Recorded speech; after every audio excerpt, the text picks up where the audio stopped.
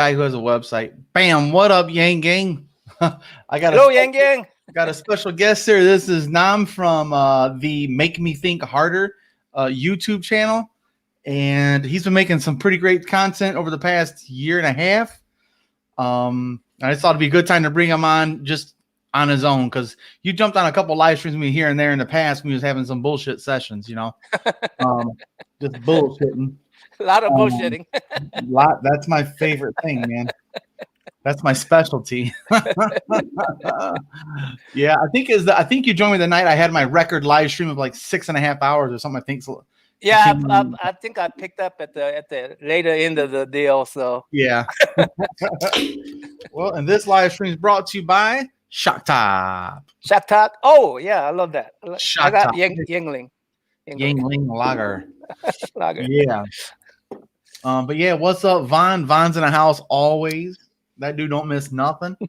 But yeah, I thought it'd be a good idea to talk about, like, what do we think's gonna happen moving forward now that Trump is throwing a hissy fit and saying nuh-uh to everything.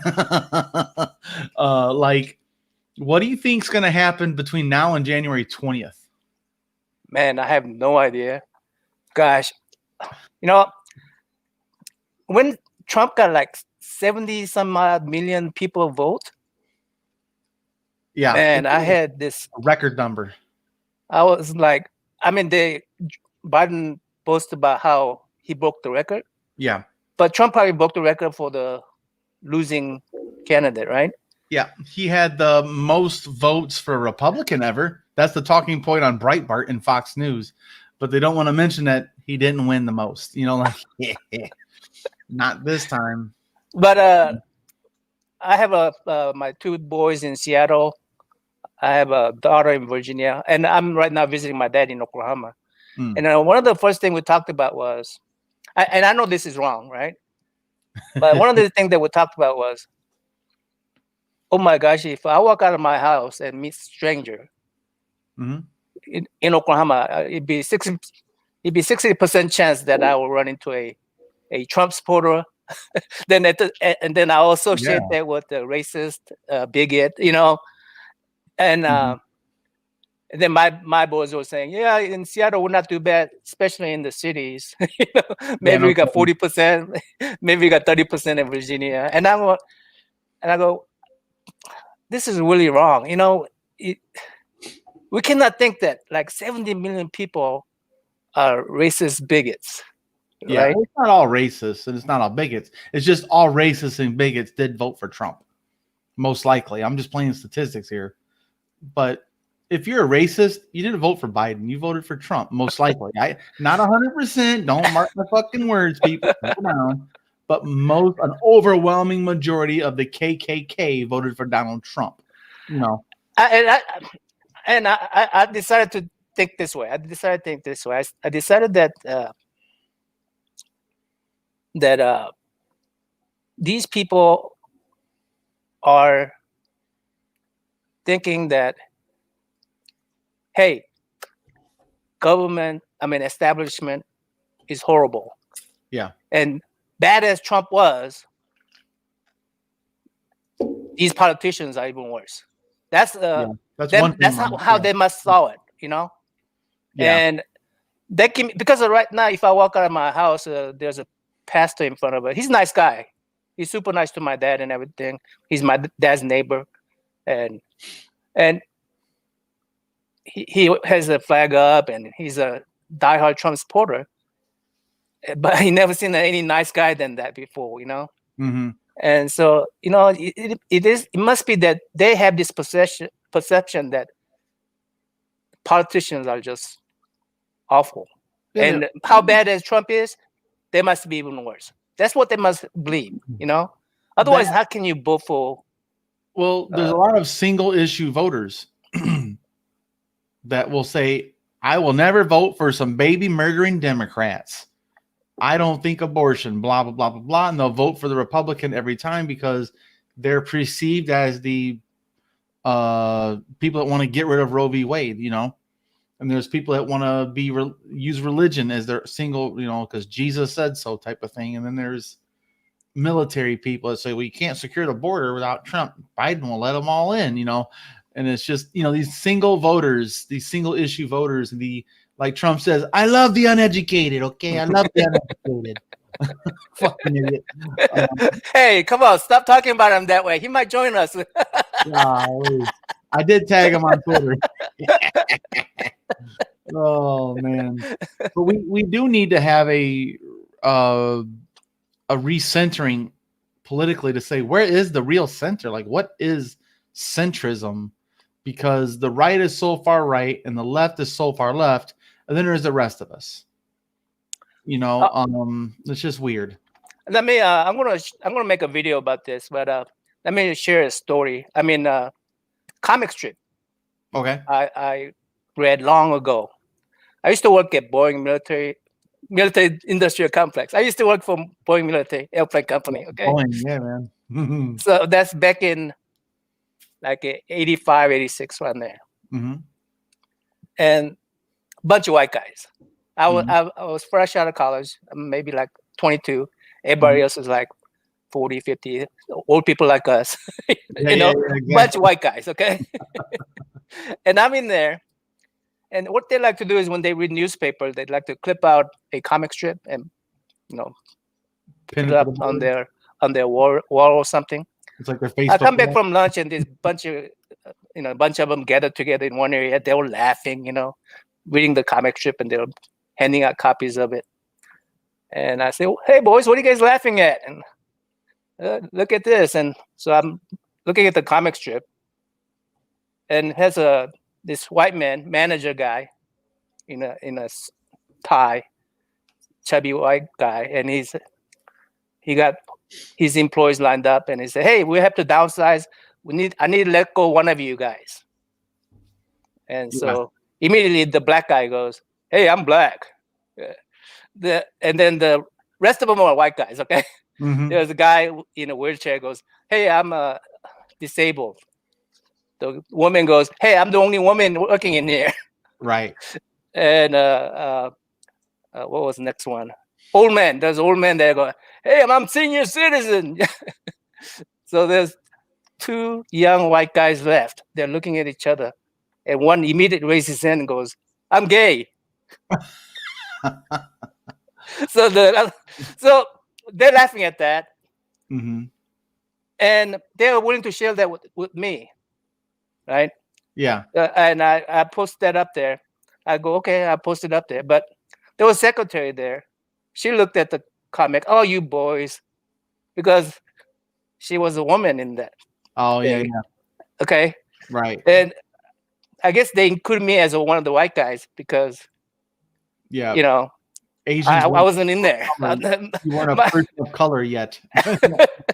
So, but they wouldn't share that with the other black guys, or if there was a gay guy there, they wouldn't share that. They were just laughing at, and they were basically, the comic strip was representing their frustration. Yeah. Yeah. Right. The idea of that there might be a reverse discrimination, right? Mm-hmm. And I'm thinking Trump vocalized that frustration for these people.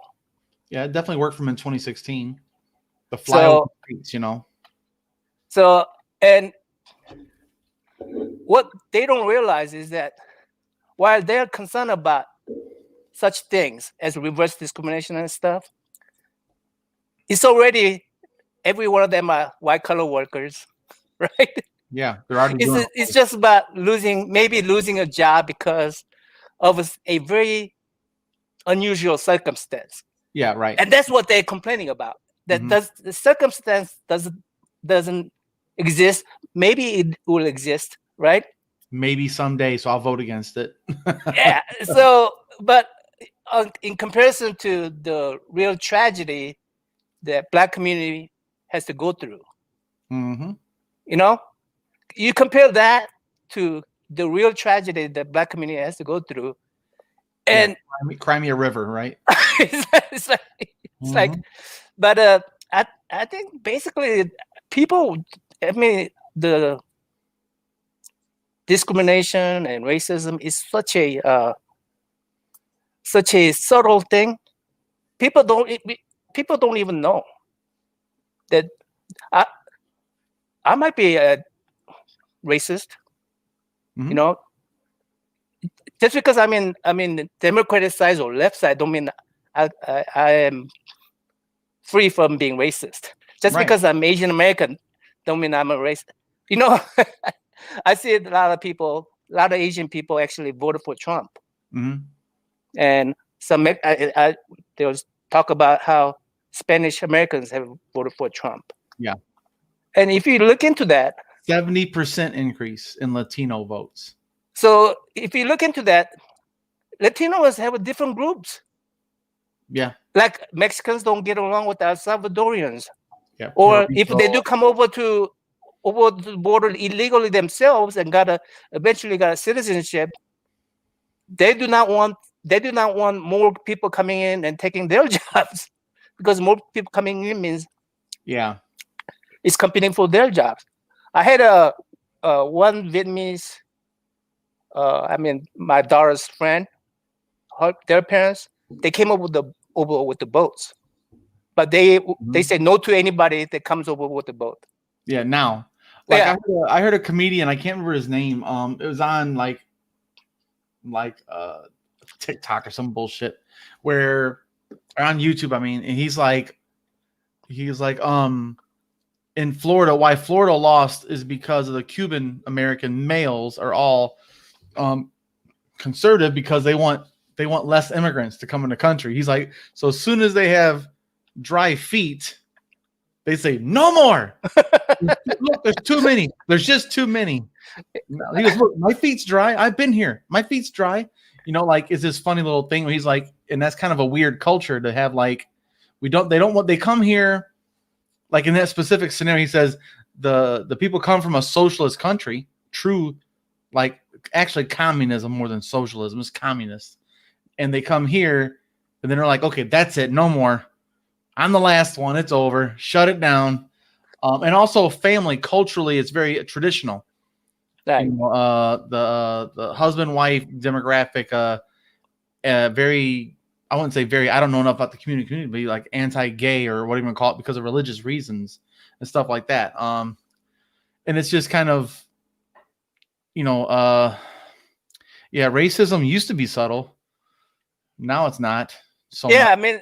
He basically bust that door open, and it was a very subtle thing. It was something they kept to themselves, a frustration they kept to themselves. And Trump said, "Hey, you could be okay. You're free to be it." That's. And speaking of Ryan, he says here that Vietnamese seem to hate Biden and are fighting on the streets for Trump. It's just interesting. And then, of course, Steve's in the house. It's because the Democratic Party has always been the party of racism. Yet you don't see the KKK out there fighting for Joe Biden. Get real, dude. That's hilarious. Yeah, man. Come on, man.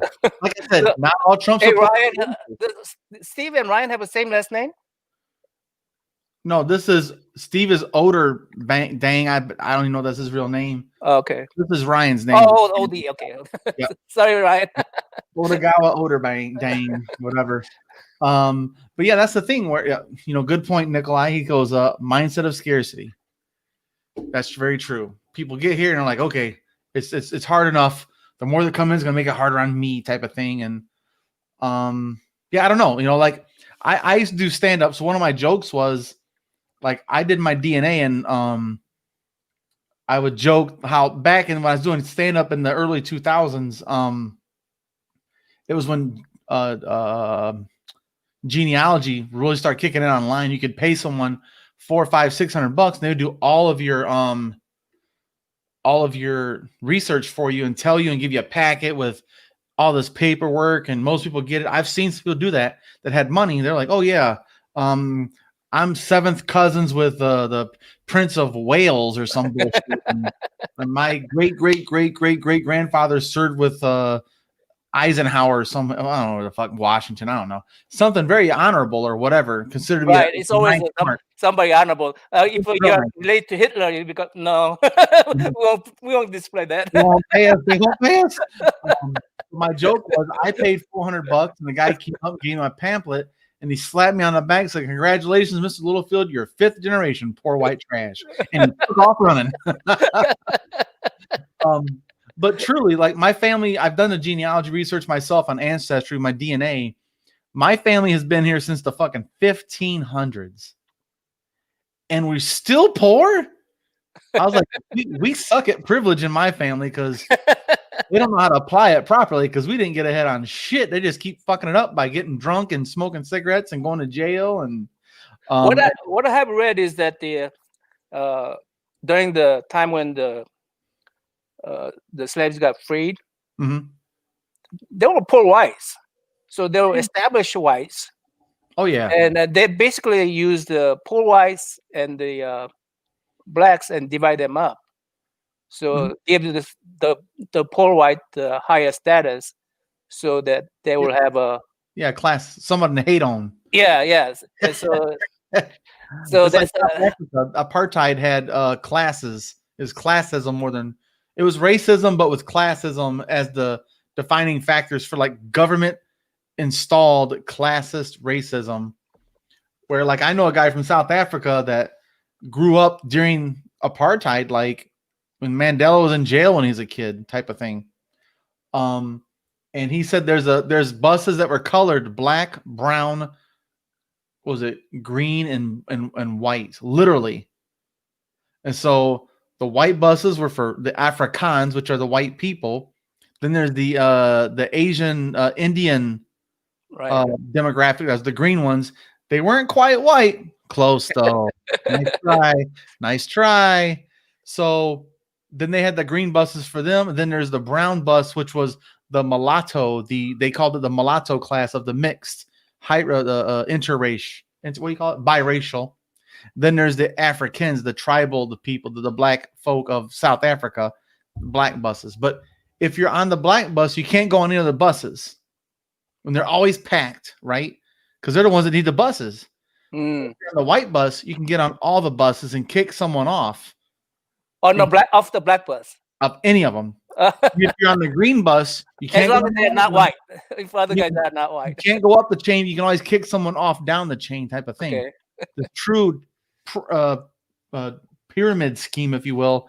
And so the poor, the black people that needed it were poor, and they needed the bus, but it's overcrowded. They had to wait for like an hour. Or a white person, or an Asian, or an Indian, or a biracial person could come in there and kick you, not even wait, just get right on. You know, like it's this weird government-sponsored racist infrastructure, which was just blew my mind. I'm like, man, they don't teach that in school. You know, like you had to get it from a first-person point of view. And then he came here and he's like, oh, this is sweet. No one gave a shit. He goes, I was just black. And he's from Africa. He's Zulu. One of my coworkers, super cool guy, man. One of the most educated we got too. But like you hear stuff like that, and we have that culturally in some ways, in some places, like especially in the South with Jim Crow laws, where you had that. Yeah. Yeah. Oop. Hey, Steve. I totally get it.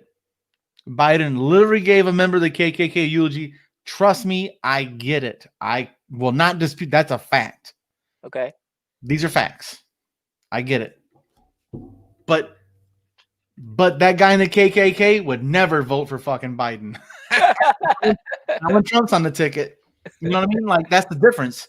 Biden is sympathetic to some things because he's fucking old. He's brought up in this Jim Crow fucking era, man. Like, I mean, do I believe that Biden is not racist? If you ask me that, I don't know. Biden could be racist. Yeah, I could be racist. I told you, I'm in a position where I could be racist. Mm-hmm. So, if you ask me, could Biden be racist? Yeah, it could be. You know what? No one's immune. No one's immune. But.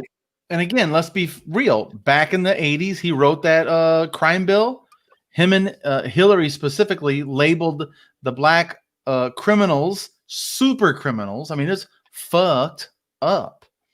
And he has since said, we got to fix, that's a mistake. I made that mistake. It was a consensus. Even the Black Caucus and what was the other, the Democratic Caucus, all of them signed off on it. It was just a cultural thing back then where people are just so bigoted, because of the crack epidemic and the gang violence and all that shit. They're like, oh, they're super predators. We'll put them on forever. We'll put them away forever. And that's what they did. And it is. So Biden, I think he tries not to be racist. Sure. I mean, that's but he tries I like to, if you're called racist, I know people don't want to be called racist. Even racists don't like to be called they're racist, right? I mean, so if you're racist, but you simply saying, I'm not racist, doesn't cut it. What do you do? I mean, you could sit in a room and say, I'm the least racist person in this room. Unless Trump's in the room. Cut it. Unless Trump's in the room. Sorry, I had to say it. That motherfucker never stops, man. I'm the least in the room, okay? Fuck. The thing is, it's not up to you to decide. I mean, it's not up to me to decide I'm not racist. It's the people around me that decides I'm a racist or not. Well, and that's the thing. I love psychology. So, and I went to counseling for 3 years, individual counseling to figure me out, There's the person that you think you are, and that person only exists in your fucking head. Who you are is how you're perceived by the world. That's who you actually fucking are. That's who the rest of the world sees in the actual front of them. I'm a different, who I am in here is not who you guys perceive me as. No one sees himself as a dickhead. Of course not. For the most part. The most part. But this fucking asshole. How do I kick out dumbasses on here? It won't let me do it. There's no dumbass filter.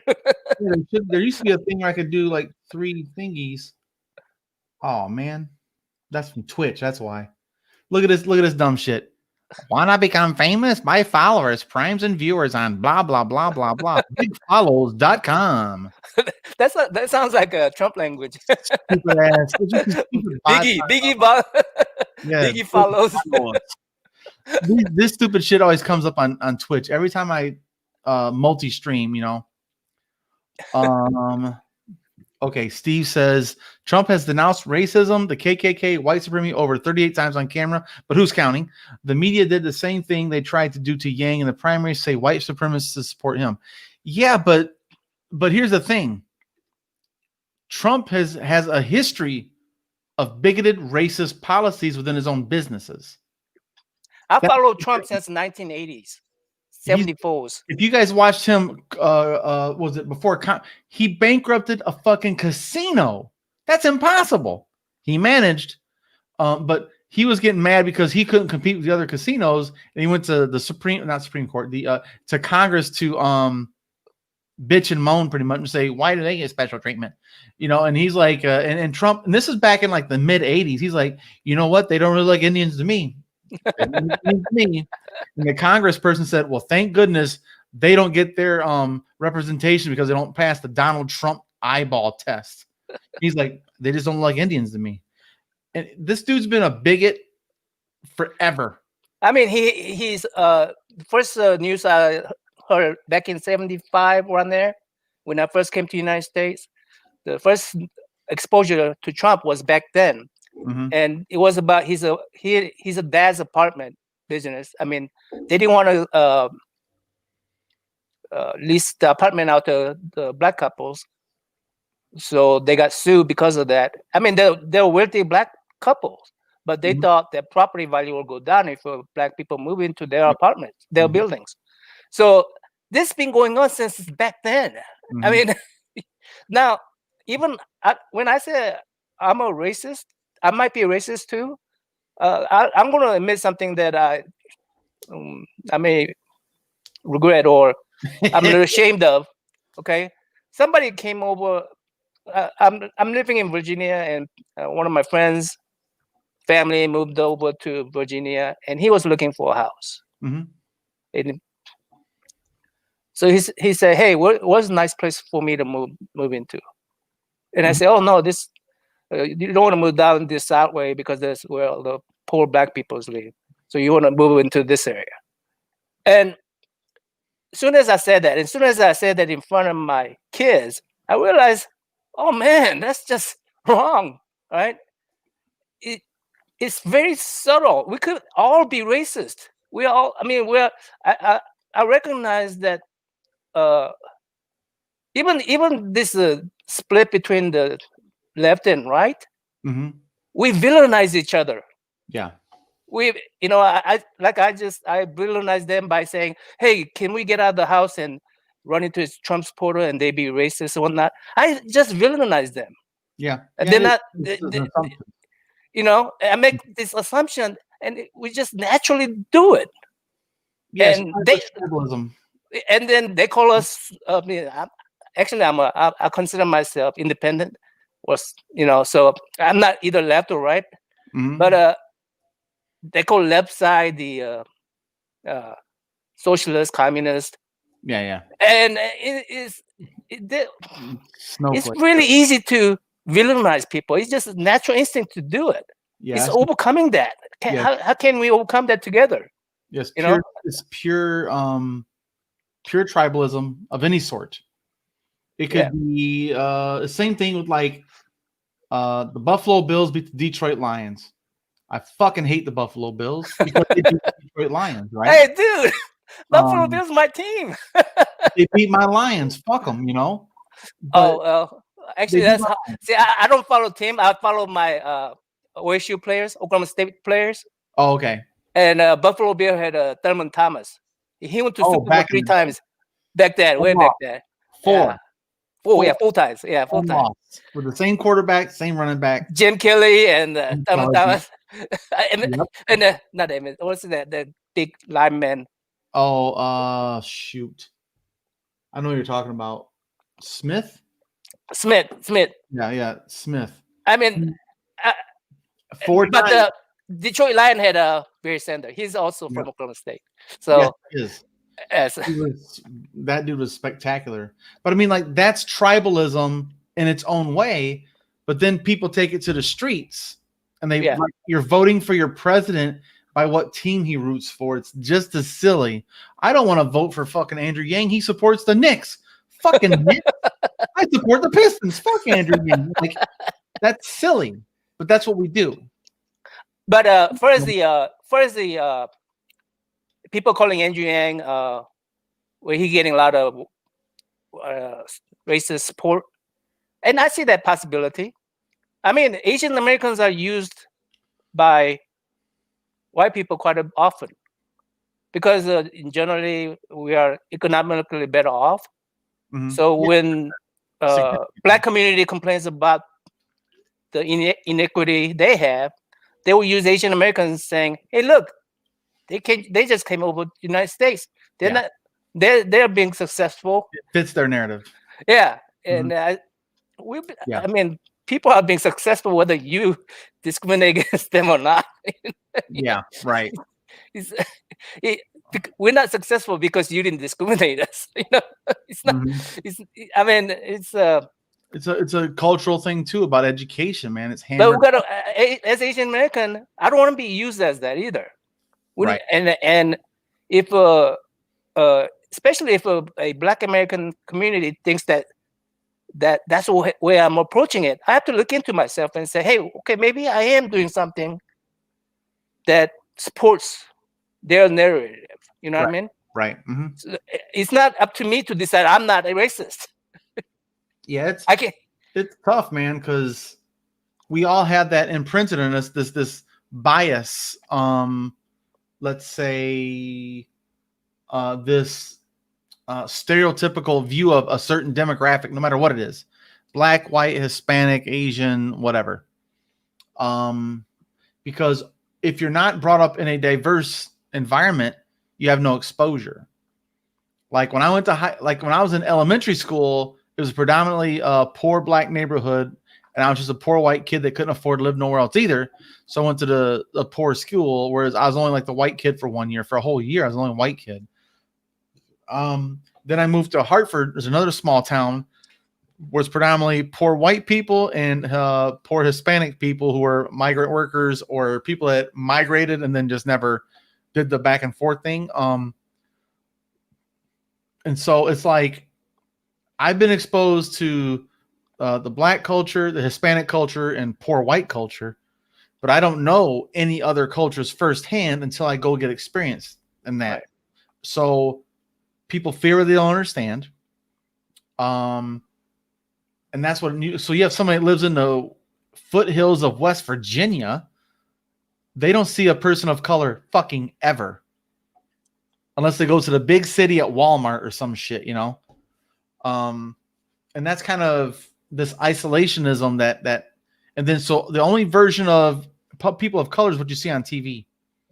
Here's you know? I'll give you this. Trump has hardest. Trump really has the hardest of being understanding other people because where he is in his class. First, he's white male. He's not female, so he never knows. He's never been into female shoes where female gets discriminated against in workplaces and whatnot. He's wealthy. He was born wealthy. Yeah. He never knows what poor man has to go through. Yeah, he's never been held accountable. Yeah. He never. I mean, besides all that, he never has experienced what poor man has to struggle through each day. Yeah. Right. He's not minority, so he doesn't know the persecution that minority people go through. Mm-hmm. He's never seen that. Right. Right. Mm-hmm. So he's in a position where, and he's healthy. I mean, he doesn't have any kind of disabilities, so he hasn't gone through that kind of struggles. I think that's debatable. So, all right. Mental disabilities. Yeah, he's definitely got some mental disabilities. And maybe that might play into this. You know, factor. He has the complex. The mental disability complex. It's a narcissism is a acquired deficiency in some ways. Like him, it's just crazy. What I'm saying is that he has if he is a empathetic, sympathetic person, mm-hmm. he has overcome many obstacles. You know, I'm not saying that particular person cannot be empathetic or sympathetic person, compassionate, and all that. I'm not saying he cannot be that, right? But for that person to overcome all that advantages and understand what disadvantaged people go through, that requires a tremendous amount of effort. Yeah, and resilience. And I don't think he has overcome any of those. Well, and here's the trip though. Like Trev here says, Trump actually got a bigger percentage of the black male voter demographic so far. They said that we know of, at least. Let's put it that way. Yeah. And then the Hispanic community, you know, of course, the religious and all that shit, and the Second Amendment folk. And so I think it's 4 million more people voted for him in 2016. That's, I mean, to me, that is a check on the Democrats. Say, listen, you guys are still fucking horrible. You're so fucking bad at this game. That's why I want to work on the narrative that the 70 million Americans voted for Trump because Democrat is that awful. 70 million of us voted for Biden because we thought Trump was awful. But 74 Americans voted for Trump because they thought any kind of politician was awful. And they didn't trust the media, how media was painting the Trump. So they say, you know what? We don't believe anything that the media is saying. Yeah, it's fake news. Yeah, and so, and I can't really blame them for that view. No, because mainstream media, which I want to recoin the term, it's just corporate media. It's not Main Street. Main Street is us. Yeah. We're Main Street media. Like, They're corporately sponsored media, and they play this game just like in 2016. The Democrats were like, "Oh, this is Russian interference. We can't accept these results." And then Fox News and Breitbart and the Republicans were all like, "Well, you're just being sore losers. Accept the results. This is what it is. And if there was some interference, it was negligible." 4 years later, the script is flipped. Both sides are using the exact same narratives. It's fucking ridiculous. Again, guys, I am not a Democrat. I'm not a Democrat either. I decided that I'm going to call myself independent because I'm either left or right, and I do listen to both medium. I listen to Rush Limbaugh every morning. It's not good for my heart. Well, that's rough, man. Rush is fucking delusional. Ooh, it's bad, man. He is so blah. He's like Alex Jones before there's an Alex Jones, without. Yeah. I couldn't do Alex Jones. That's not even any kind of fact or statistic. It's just like garbage. Potbelly pig, interdimensional demons, and Obama and Hillary smell like sulfur. I mean, come on, man. That shit is so dumb. I have a friend who thinks QAnon is a real journalism, and I mean, but I decided that because if you flip the coin, I mean, CNN is talking about Trump or Rush Limbaugh and those guys talking about Biden. It's the same thing. Yeah, it's the same vicious cycle. That's why I don't have cable. I haven't had cable over 5 years. I don't watch CNN. I don't watch any of it. I don't have local politics. I don't do any of that shit.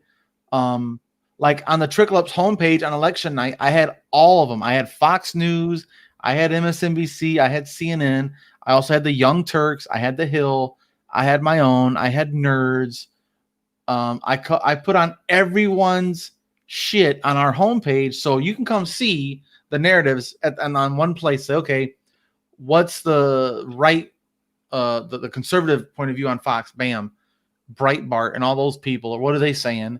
And then there's MSNBC. And I will say this heavily, like, the media is heavily represented the left, the corporate left. Let's put it that way. Not true people. Like Fox News is one of the bigger ones. I think Fox News might be even bigger than two or three of those NBC and CNN. They have no competition on television. Oh yeah. Not on television. I mean, I consider Fox. I mean, if you call mainstream media us, but oh, this is so funny. Steve's still beating that drum, brother. Oh shit, dude! I live in Michigan. He lost by over 100,000 votes in Michigan. I mean, come on, man. I went to the polls. I voted by mail, but I still went to the polls. I just showed up and talked to people. Me too. Voter fraud again. I want to voter turnout. I mean, if you actually walk to those election polls, you really see the real America. I see a table for Trump. I see a table for Biden. They're talking to each other as if they're friends and stuff. They're volunteers. They're volunteering they're doing their civic duties. And people were there, and dude, I'm gonna be laughing until January 20th. I mean, I'm just gonna say that, man. Just if you Steve, really Steve, me, I'm not so certain. Me, I'll be certain when Biden's out there at the podium celebrating his inauguration. Okay. Trump has no lane. Think about it. He's been thrown out of court. His claim's been thrown out of court 6 times already. Specifically in Michigan. They said, what votes? What are you talking about? Oh, they put paper over the windows. What are they doing? There were people in there, left and right people in there. They're in the building. In there. Okay, so let's talk about the basics of civics here. When they say there's poll watchers, there's people that applied for this position, went through training, and they're in the fucking room. They didn't say anyone can come fucking watch. That's ridiculous. Especially motherfuckers ain't wearing masks indoors. Get the fuck out of here. These dumbasses show up. I'm a member of the media, like me, showing with a fucking microphone and some dumbass with a cell phone on a fucking tripod. Get fucking real. You have to apply for credentials to get in to do this shit to cover something. There are rules. There's norms. You just can't show the fuck up and say, I want to watch. Law and order. Yeah, there you go. Law and order. Yeah. Law and order, buddy. Here's your fucking law and order. Law and order. Okay, here we go. I'll entertain Steve a little more. The same software that made Bernie lose the nomination to Biden was caught changing votes this time. Bullshit. There was never any proof of this so-called bullshit either. None. Steve, are you writer for the QAnon? Dude, again, if it's true, I want to see it brought up and people be brought up on charges. Yes. That's true. If this is true, everything should be investigated. We'll take it to the court with evidence. Yes. So if there's a claim in Detroit, absolutely investigate it. Law and fucking order. There you go. But it's immediately thrown out so quick, the same fucking day. They're like, what is this garbage? Get the fuck out of here. Because Like lawyers say, yeah, there were people in there. Their lawyer, Trump lawyers say they were in there. That fucking quick in court. 6 times he's tried some weak ass shit and been bounced immediately. It didn't even go to the next circuit court up. We're going to appeal it to the Supreme Court. No, it will never get there. Well, I'm glad you're confident. Your local TV stations, they are reporting it. Even you live in an echo chamber, Steve. I'm sorry. I live here in Michigan. I actually pay attention. I really do pay attention. I actually do research. And again, I want all legal votes to be counted as well. Okay? But you have to have some fucking proof. And if someone is found to vote fraudulently, go to fucking jail. Do not collect $200. Go past go. Get the fuck out of here. But there has been there's all in every election cycle, there is fraud committed. Let's be real. It always happens. Things fuck up. People fuck up. Things happen. If they're busted, they go to fucking jail. You know, you're talking about like millions of people going to jail for voter fraud. I mean, get the fuck out of here. It didn't remember when Trump was suggesting that to test the system out, you should have a million vote and then go to the poll site and vote there. I wonder how many people actually did that. Is there a number? Like, yeah, investigate all that shit because that is fraud, and they should go to jail. Yeah. He asked his people to fucking commit fraud. It's dumb. He's a fucking horrible leader. He's an uninformed baboon. I think they should go vote a couple times, you know? I don't know. I'm just saying. Fucking idiot, man. I mean, if they get cut, won't they? This shit is ridiculous. 10,000 people that were dead did not vote in fucking Nevada. Again, Breitbart fucking news. Donald Trump fucking Twitter. Just because he tweeted it doesn't make it a fact, Steve. You know, the thing about it is, Steve, I'm done talking to you, bro. You've had your day in court here. You're fucking found insufficient of evidence. What thing about it is that when we tend to believe in what we read, right? It's a confirmative bias, or what do you call that? Confirmation bias. Yeah. Confirmation bias. It's the narrative, you believe it. Yeah. Yeah. And but even if I read, let's say, Star Wars books, right? This is not a Pepsi. This is yeah, it's typical in the media too. If they say what you want to hear, you listen to them more. I mean, if you read like fiction, even reading, you have to suspend your belief, right? Oh, dear Lord, Steve. I guess you're going to parlor, brother. So he's a fellow Yang supporter, Steve? Yeah, I guess so. Well, I mean, let's work with what we have in common, Steve. That's what I'm saying. I'm not here. I mean, sure. I mean, okay. I hope you're around in 2024 when if he runs again. You know, I really don't know if he'll run again. So back to the point of the video is what's going to happen with Trump. Okay. I think he's going to try and bankroll and leverage his presidency to be the Mike Bloomberg, Alex Jones hybrid cult leader of a media company. is what he's going to do. He might take over for Rush Limbaugh. Rush Limbaugh had a couple heart attacks, and no, I think he's going to try and take over and buy out OAN. They love him.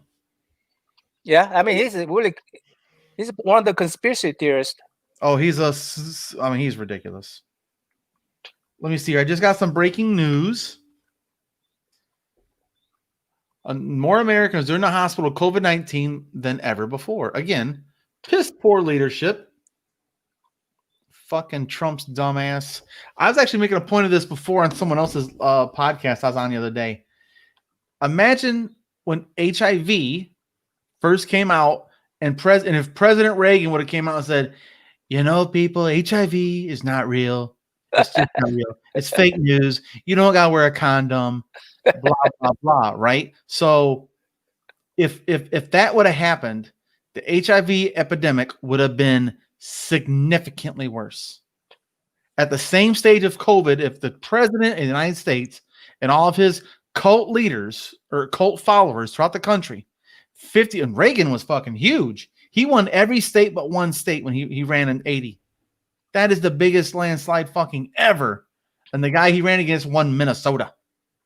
I mean, dude had a huge impact. He made the trickle down economy the real thing. I mean, whether you like it or not, he made that to be real thing. Yeah, man, he nailed it. But if this would have happened during HIV, imagine how bad HIV would have been, right? So if HIV was airborne today, would you put a condom on your fucking face? Goddamn right you would. So put your mask on. It's just that simple. The thing about that is that why can American people not look just a little bit outside of themselves? Look, Asia. In Korea is like everybody's wearing masks. Nobody cares. New Zealand, Australia. New Zealand had 0 new cases for 120 days. I mean, and they opened their market. They opened their market. They did it without closing the market because people are willing to wear masks in public.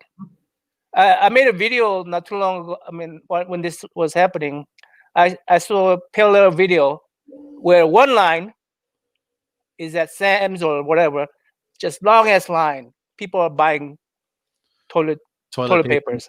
And then I have a parallel video where Korean people are lined up to buy the discount mask.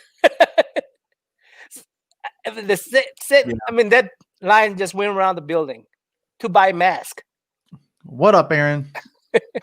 And it's like, Aaron, is that guy from Oklahoma? Yeah, that's Humanity Films. Aaron right there. Yep. Hey, Aaron. He's in Oklahoma. I'm in Oklahoma. I'd like to come meet you sometime. But that's the thing, though. If Reagan would have said HIV is fake news and AIDS is not real, you don't have to wear a condom, AIDS would have wrecked the country. And now we have a president doing the same thing with an airborne pathogen that doesn't kill as much as HIV did. But let's say HIV was airborne now. Let's think about that. Just put HIV in airborne status. Everybody and their fucking mother's going to wear an N99. Not just a paper mask, not a fucking bandana. You're going to stick your face in a goddamn helmet. You know, it's treat it like that, man. Some people do die, man. Like, I work in a healthcare field. It's fucking crazy, man. Is the room's okay? I mean, it's not overloading yet? What's that? You say you work at a hospital. It's not overloading yet? Right now, I can't say who I work for, but my local hospital, I think our 4th floor has like, let me think, how many rooms? I think it's like 32 rooms, and we have like 12 in the ICU, and so we had to make a whole new ICU just for COVID patients. And they have like, I think somewhere in like 30 something, not 40, but 30 something cases of HIV right now, or HIV, Jesus. You're talking about HIV. So yeah, man. I got that magic on my mind. But if like they're at capacity almost on the 4th floor and in the ICU, and we're okay. So my child, my youngest son goes to school here. There's 400 kids in his high school. 150 are at home on quarantine right now. 150 out of 400 in a small school. It's crazy, man. And Aaron brings up, imagine if we shut down the country for HIV. Man, ain't nobody having sex. That's crazy, man. Nobody's going outside to maybe I mean everybody get to have a monogamy. Oh yeah, monogamy would be like you can't have multiple partners now. It's illegal to be polyamory. Yeah, man, that's the one hospital has 600 staff, nurse, doctors. Oh shit, really? Wow, that's not good either. That's the thing that frustrated me when I first started working at the hospital. I volunteered to work on the COVID units. I shaved my beard off and everything, you know. We didn't have proper supplies. We were running out of gowns. We were running out of masks. We didn't have enough N95 masks. We had to use one mask for 5 days in a row when they're supposed to be for 24-hour use. That's it. We use them for 5 days. How do you do? You sanitize them or what before you use them? So they issue you a mask, and when you're done that night, you put it in a paper bag, and then you put it in this bin, and they take it and they go. Aaron says, "What's up, Namman?" You put it in a paper bag, and you put it in this receptacle, and overnight they take it and they put it in one of those UV light machines to sterilize it. When they're done, they take a marker and they put 1 on it. First shift you've done it with. And after 5, they throw it away and they give you a new one. But it's not good. Right. It's making the best of what we had. When you breathe in that thing for 12-hour shifts, that condensation is clogging it. And it makes you breathe more out of the creases of your nose and under your chin. Is where places. To be fair, the Asian countries went through SARS and stuff like that, and they suffer quite a bit, more so than the United States. So they are used to wearing masks. And I remember, I don't know if you remember when they were about to pass seatbelt laws. Yeah. I was one of those people who complained about seatbelt laws. Right. You know, I was saying, why are you taking my liberty away? Why are you making me wear seatbelt laws? And in Oklahoma, especially, when they were like just constantly bring that law up because it won't get passed, and they finally had enough people in the people who are voting for, enough people there, and not enough people to oppose it. They finally passed it in Oklahoma, and I remember not liking that at all. And it took a while for a whole nation to go with the seatbelt law, right? Now we think nothing of it. We say, you know. Exactly. We don't talk about how you're taking our liberty. We don't talk about that kind of stuff. I don't gotta. You can't arrest me for not wearing a seatbelt. Yeah, you can, dumbass. You know, it's a public safety and health issue. I watched your video on those 2 truckers. Oh, the Trump supporters. Yeah, with the lady in there. Yeah. Oh, man. I was getting frustrated with that. Oh, me too. I couldn't even keep up with all the bullshit. I'm just like, okay, I literally had to write stuff down underneath my thing. I don't know how you handle that. How do you? I got a little pad of paper. When they say something, I'll be like, okay, point out that dumb shit. Man, I had to turn the page because he was talking about how phone, where the phone people who's texting phone cause death in highways and stuff. Hell yeah, man. But there are laws. There are laws to. Well, I mean, I guess it's not national level. Maybe that's his point. But like in New York, you're not even supposed to have you're not supposed to talk on a phone. Right. You can't have your phone up to your ear and all that shit. You got to be wireless or Bluetooth. Yeah. Then that's been way back. He said 10 or 15 minutes. He could. Sorry, guys. I just wanted I want to demonstrate civil discourse. I can disagree with you and not hate your guts. And so it's crazy. I mean, I have enough practice,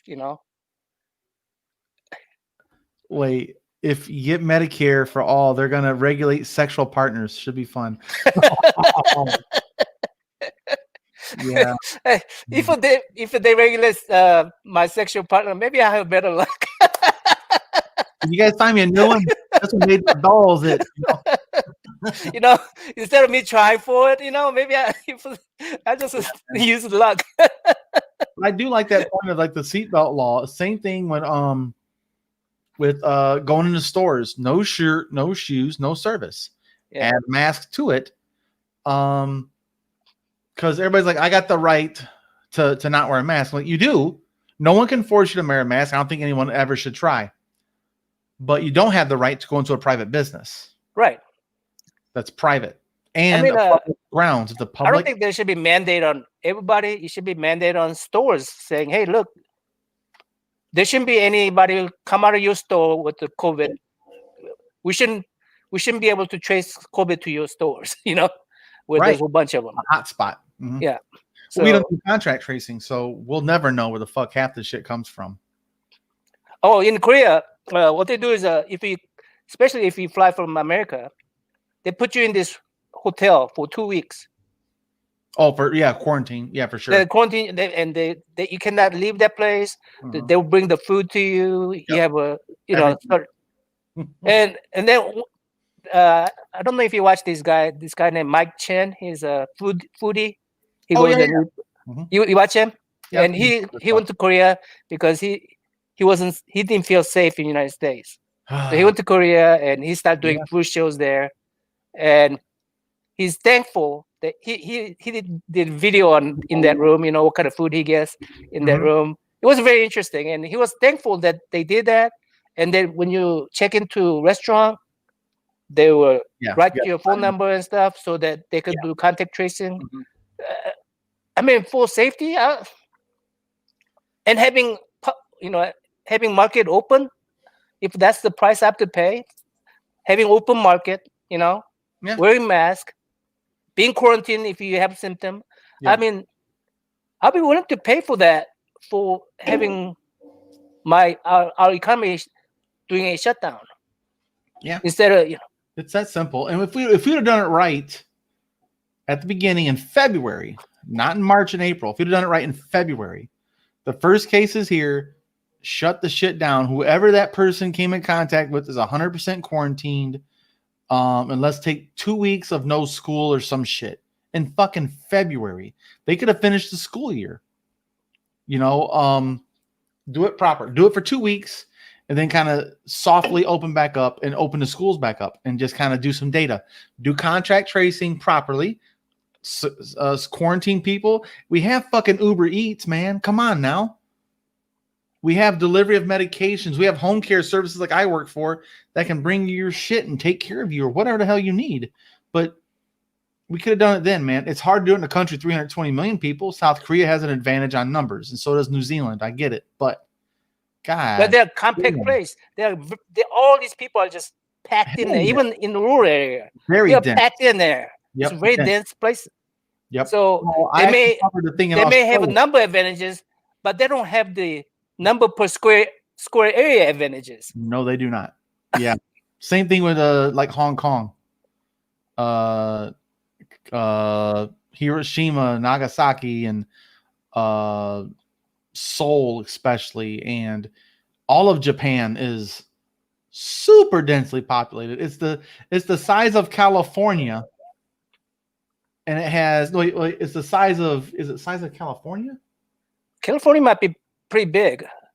Last time I heard Jersey, or no, I think it's smaller than California, Korea-wise anyway. Oh, you talk about Japan? Japan might be. Japan is as long as California, but it has like 1/4 of our population, or some shit. I can't remember the numbers. It's super packed.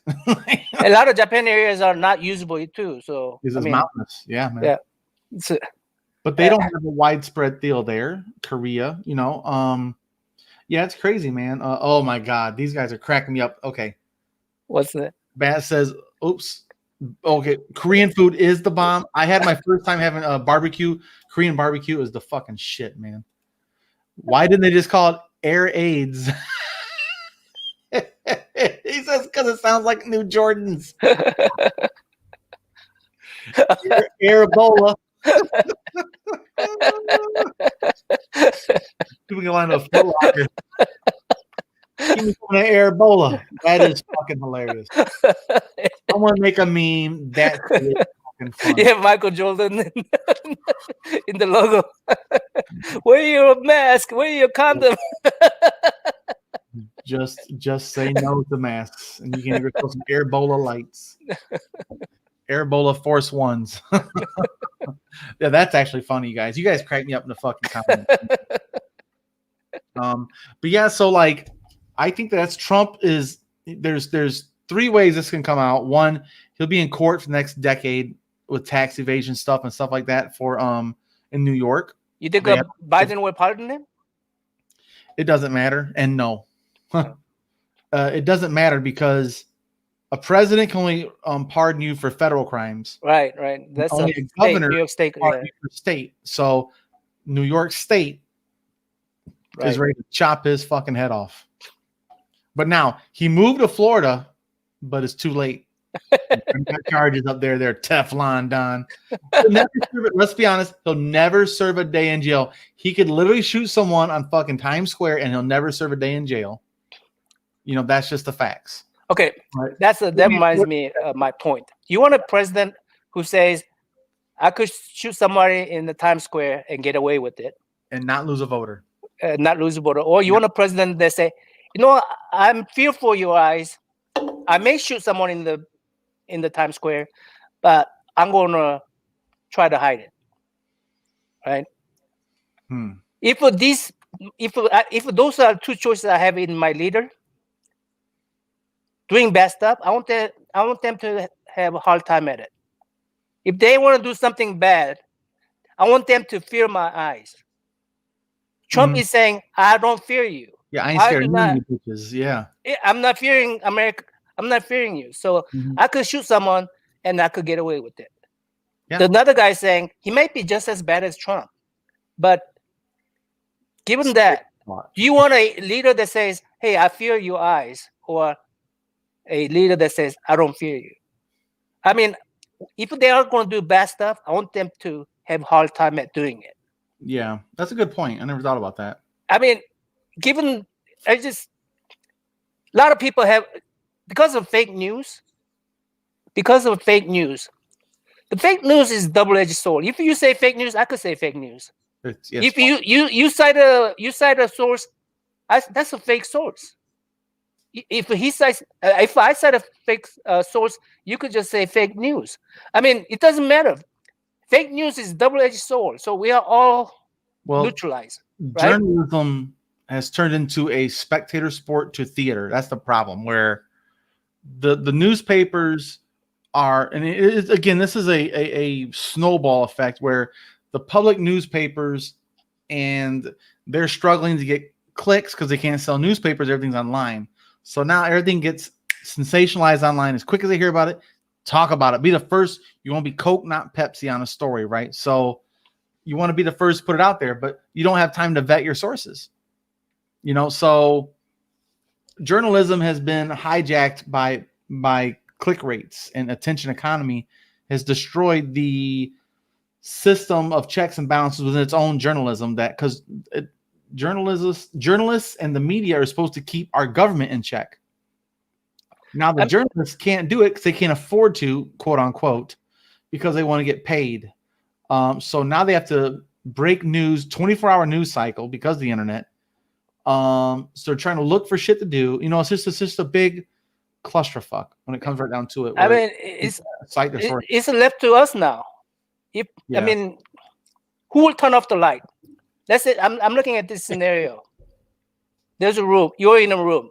One man is blind, right? Another man has a sight.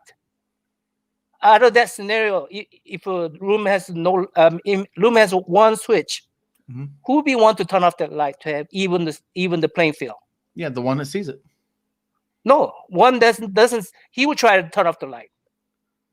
Because a blind person would try to turn off the light, because then you will have even playing field. Oh, I see. You're taking it from different. You're trying to level the playing field. Gotcha. Yeah, Well, who will turn off the light? Person who is blind. If you're yelling fake news, you are at weaker position. Yeah, you're turning the light off on people. You're turning the light off on everybody. That's a great and point. you have even the playing field. So a person who's calling fake news is at weaker position. You gotta since we are all bombarded with this fake news and we cannot rely on the news, it's up to us now. It's up to us to think a little bit harder and how we consume news. We have to become smarter. And who will do that?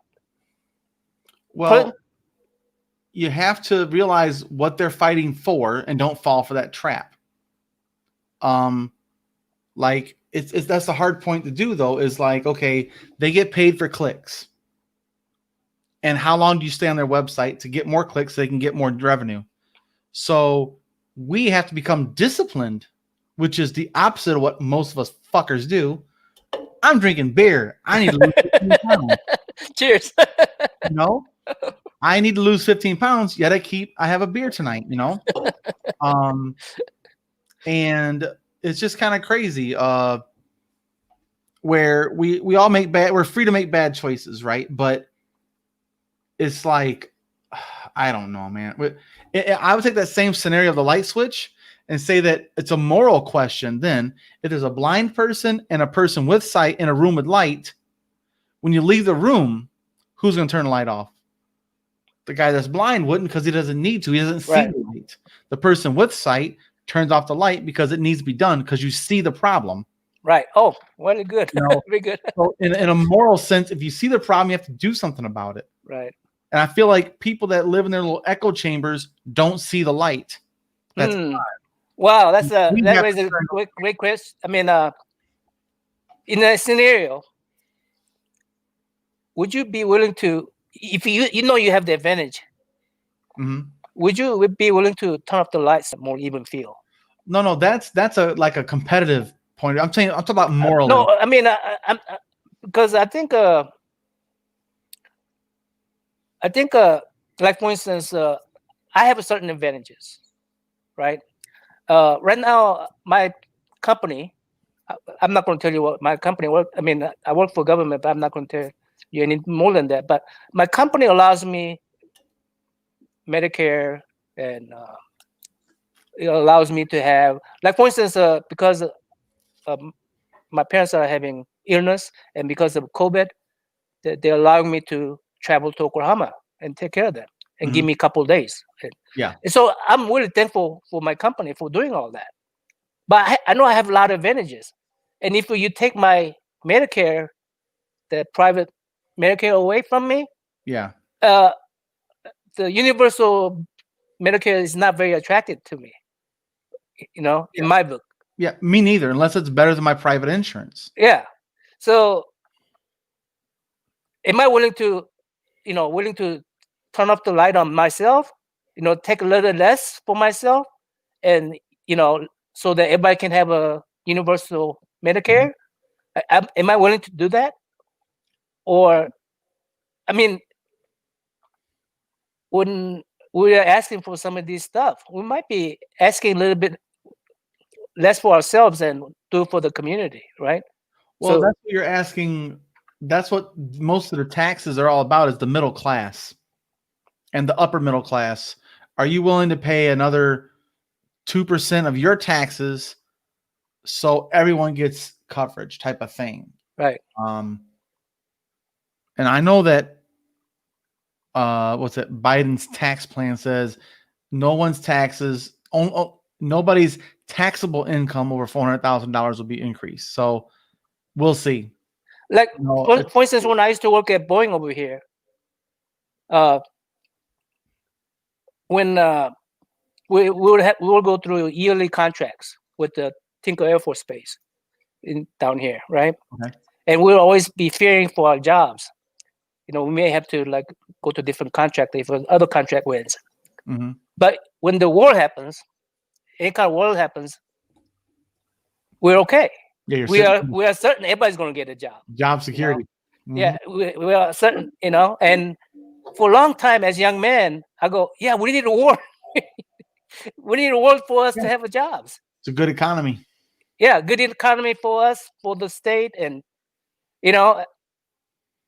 we think self-interest first. Well, absolutely, always. Yeah. But after I see the 9/11 and all that stuff, and Mhm. I go into the Tinker Air Force Base and see these bombers, B-52 bombers, and seeing that those bombs have killed. We need the money. Absolutely. If we have UBI, we can make a better moral judgments. And kind of. Yeah. Kind of. You know what I mean? You give me $1,000 more a month, I'm just as tempted to do some fucked up shit to get ahead. That's true too. Yeah, that's true. System. I think it's just moral to have people start at 1,000 instead of 0. Yeah.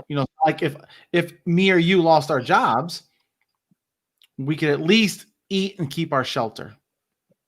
Kind of. It depends on where you live at, right? Or move somewhere where it's cheaper, which is hard to do without any money. Yeah. So yeah, 100% agree with that for sure. Scorecard. For sure. Yeah, I really do think that Trump is going to be in court or trying to start a media empire and become like the cult leader of the Alex Jones hybrid of Mike Bloomberg. I'd be okay with that if he does that in a jail cell. He'll never go to jail, man. He'll never serve a day. I'm not even going to pretend that dude will never see a jail cell. That another reason I hate media is because they got at least me.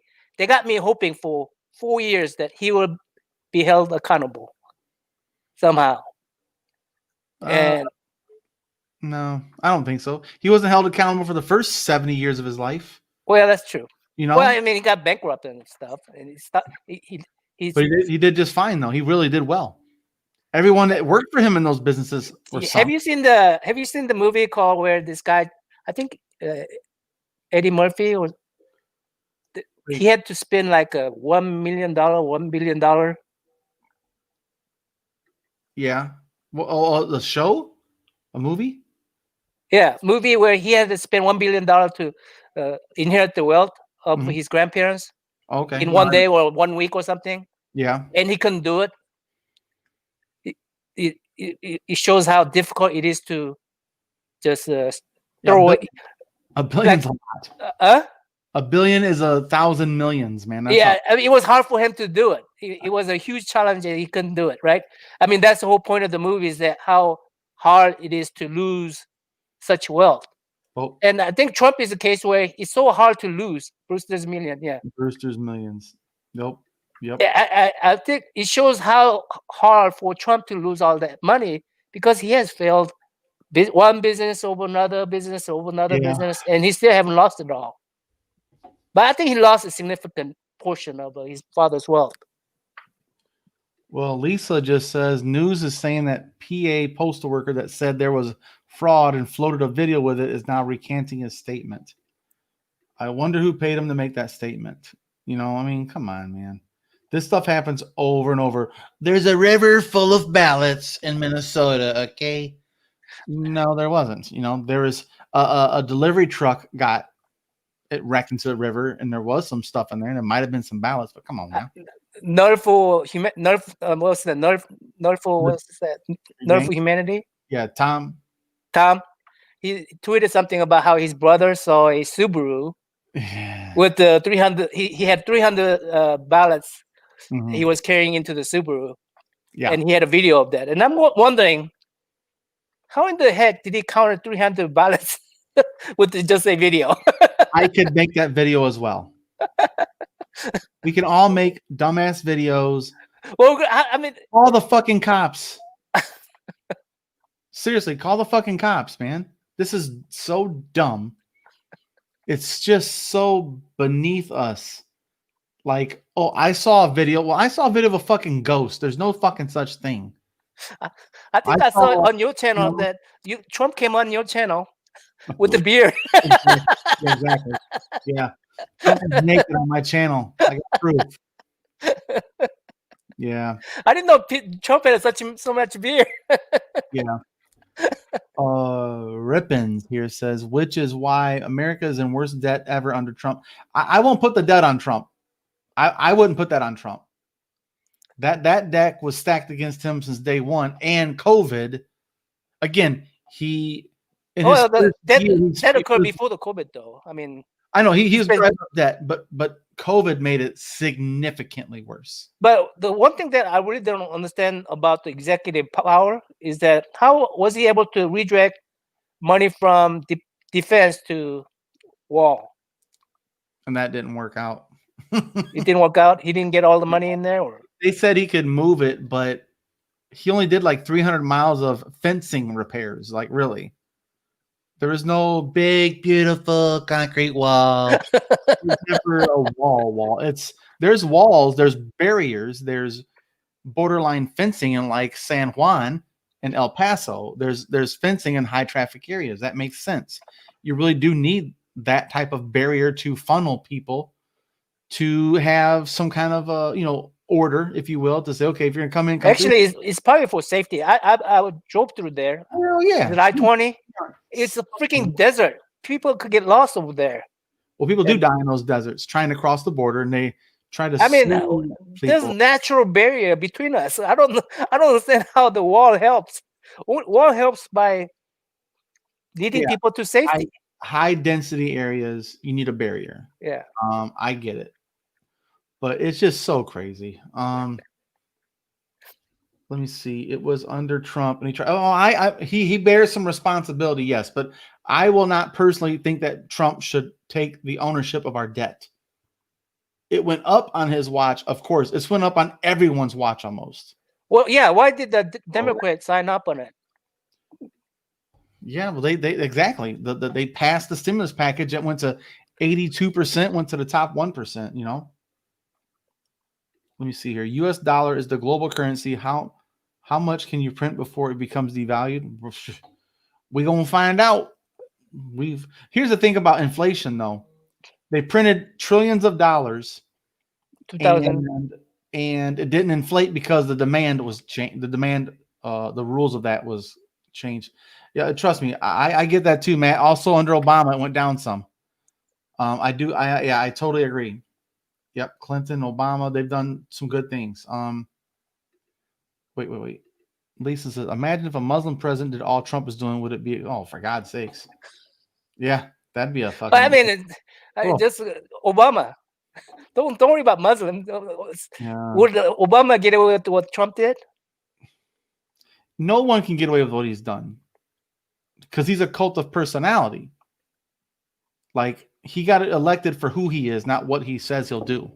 He says he'll build a wall, but they didn't vote. They voted for that, but it depends on why you voted for him. Again, it depends on why you voted for him or whoever. Like, I voted for Biden not because I support him and I love his policies. I don't like him as a candidate. That's why I want to fight for the next 4 years. That's it. I wanted to ask, are you going to Georgia? I'm going to try to on January 1st because I'm a healthcare worker. We don't get Christmas to New Year's off typically because there's a huge demand at home care where I work, where people try to get the hell out of the hospital and go home for the holidays. And so we have a huge uptick in referrals. So I can't really get time off before January 1st. So this year, January 1st on a Friday, I got to look at plane tickets. I got to do some fundraising because, it's $500 to fly and stay for 4 or 5 days. Yeah. Trust me, guys, you can all comment. Yep. I know there's a surplus budget. I know, but for the most part, on average, the debt just keeps climbing. Even there's a surplus, no one's paying off that debt is what I should have been saying. Is there's been surplus, they didn't put it towards the national debt. They've been paying off interests, but that motherfucker just keeps on climbing. You can go online and look it up right now.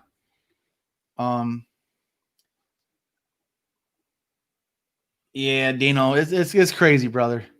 He's like a cornered rat. More like a rat. Okay. What do you think about his firing Secretary of Defense? I'm good with that. Guy's a fucking psycho. But here's the thing, though. The reason I could care less who he fires. They're all pieces of shit for the most part. They're all sycophants.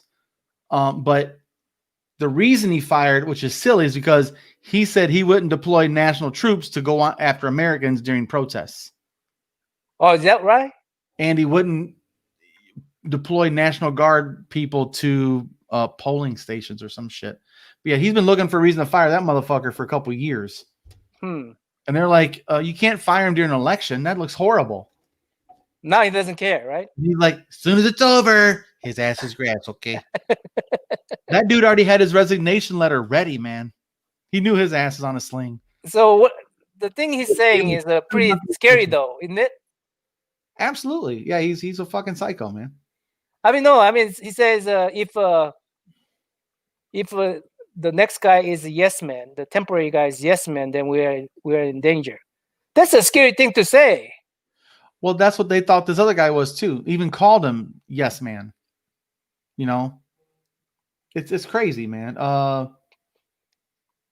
You know what I like to know is if he says something scary like that, is he packing up his family, himself, and being out of there? Then I know he's really scared. I think he really does believe what he says. Like, I think he truly believes it, what he says, to a point where I'm an optimist, he says. Oh my God. You know, I'm an optimist because I've never been told no. That's easy to be an optimist when you never get told no. It's hard to be an optimist when you only hear no.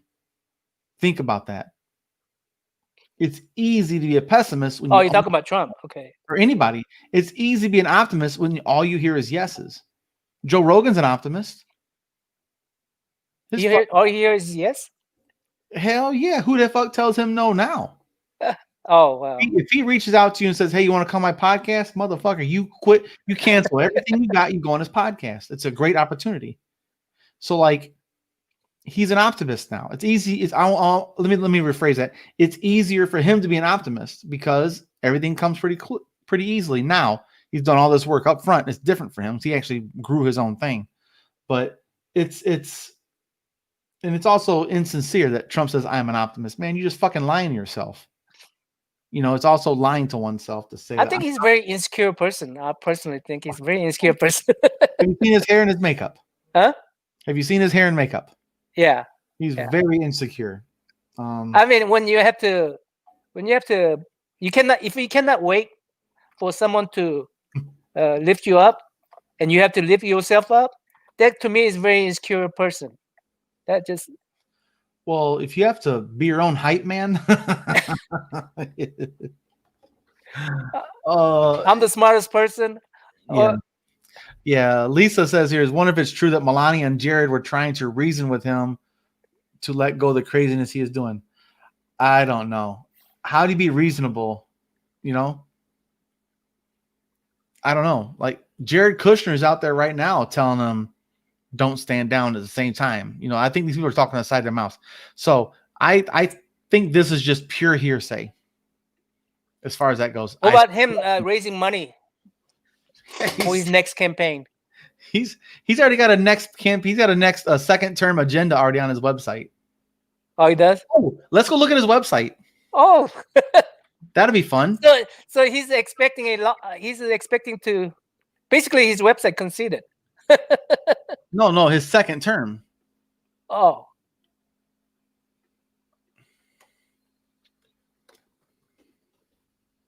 Oh, I see you listen to Kim Everson, huh?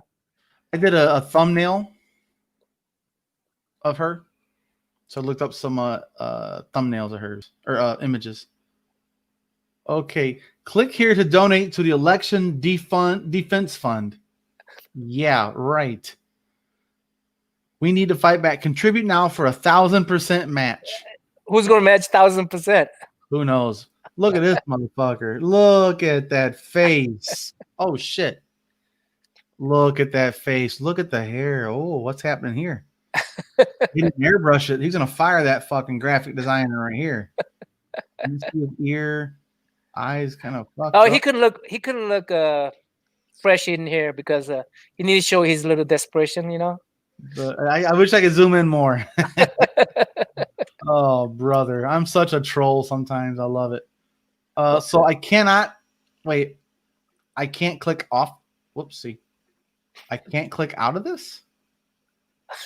It's one of those porn sites. I literally can't get off this window. Oh, there we go. I got to click off the image. So Okay. let's go to news. Fake news. I hate this lady. This Whew. she also shit on Trump until she got hired by him. And this is shitty quality too. Look how grainy that is. That's crazy. So all of his news is just a bunch of his fucking rallies. That's the news. What about Trump the idea that he's going to just go to rallies and do rallies? That motherfucker is crazy. He loves the rallies, man. So look at here's all of his news. Press conference, Georgia Secretary of State Raffensperger files suit in Pennsylvania. Announces Doug Collins to lead the recount. Files a lawsuit in Arizona. Rejected. A statement. Here, let's check this out. I'm just curious now. Oh, fuck off. Oh no, here we go. Yeah, I'm not gonna read all his shit, so never mind. I was just curious to see what it said. Yeah. I don't know. I'm scared, honestly. What's that tab that says poor? Very funny. Yeah, man, he's delusional. We all know it. It's just obvious, you know. But yeah, he. How many people support him though? How many Republicans support him? Like, for instance, McConnell and what's his name? The smart ones will position themselves on the side of law and order. That's what it's going to come down to. He has every right. Think about it. He does have every right to contest close ones within the law. The law is if it's less than 1% in the state, you can request a recount. If it's over 1%, you can't. Simple. If there's claims of fraud, you investigate them. You have the right. What we don't have to do is the right to claim victory when you don't have it. What about he signed Bill Barr to do something too? Didn't he not? Well, Project Veritas posted a video from the postal worker who said he did not recant. Interesting. Yeah, I'm not a big Project Veritas person because they've come out with a lot of bullshit. Honestly, they're not a really good source. Actually, I think this just got struck down as well. They struck that down in the courts. Hey, Aaron, are you going to do investigative thing on that? What's that? What you just mentioned? The Project Veritas? Yeah, the postal worker. Are you going to investigate on that one? I'm gonna look into it. Project Veritas undefeated in court. Aaron, come in here, man. I want to hear more about this. I don't know enough. I just think they had some stuff that got debunked easily. So, Aaron, go ahead. And I'd like if you can jump on in here, brother. I'd like to hear more about that. Honestly, I don't know enough about it. Yeah. So, Project Veritas has come out with a bunch of, inflammatory videos, like undercover stuff, saying, "Yeah, of course we're going to take your guns," or "Yeah, we're pedophiles that eat babies at a pizza joint." All kinds of weird shit. About sounds like QAnon. It is. I don't know, man. I don't know enough about it. I just seen some stuff where I do research on a video, then I seen it's been debunked. And then you go look at how it's debunked, and you're like, okay, well, that was a weird way to spend your money. Kind of like the Lincoln Project. Wait. Okay. Oh, that's right. You're out of electricity and shit. I forgot about that. He went and had dinner and came back. God damn. But yeah, Project Veritas, I just know very little about them. I just know they have some videos that's pretty damning sometimes, but I also see them get their teeth kicked in when it comes right down to it. They're just making shit up. They're hiring actors, bad actors. Hey, Aaron, how are you scared? Or are you as comfortable as a voice here? Or as a trumping any success with these lawsuits? Well, actually, Aaron just did a live stream just a little bit ago. I think it was about that. I'm gonna look that up. Let's see here. Yeah, Aaron just did a live stream in his car with his cell phone, so you don't have internet. Let's see. Play that a little bit. Oh, he shows that Fox just cuts off Kaylee at Trump supporters turn off Fox. Oh, I saw that one from TYT also. Yeah. Super comfortable. This is Trump country. The only people who fund these investigations are those that stand to gain something, and it's the same. Absolutely. That's what I'm saying. I hold Project Veritas in the same scale as the Lincoln Project. I'm here in my dad's house in near the Moore area. I saw 2 Trump flags on the May Street as I was driving by. Yeah. And after the election, those flags were down. So that's a start. Let me see. Bat says Veritas gives investigative journalism a bad name. If they don't do undercover to expose the reps as well as Dems, then that's telling whose side they're with and not independent. Yeah, that's what I mean. Like I said, the Lincoln Project went after Trump specifically and all his sycophants. So I find them both to be suspicious. I am. Is that Republicans against Trump? Is that that YouTube videos? Is that a Lincoln Project thing? No. And he said, just get you a MAGA sticker and no one will say nothing to you. You can be safe as all get out in Oklahoma with a Trump. No, I don't put this hat on outside. No. Well, I'm at Michigan. It's significantly Trump territory too. Oh yeah. It's very red. No, I take this hat off and I put my Oklahoma State hat on. There you go. Be one of the locals.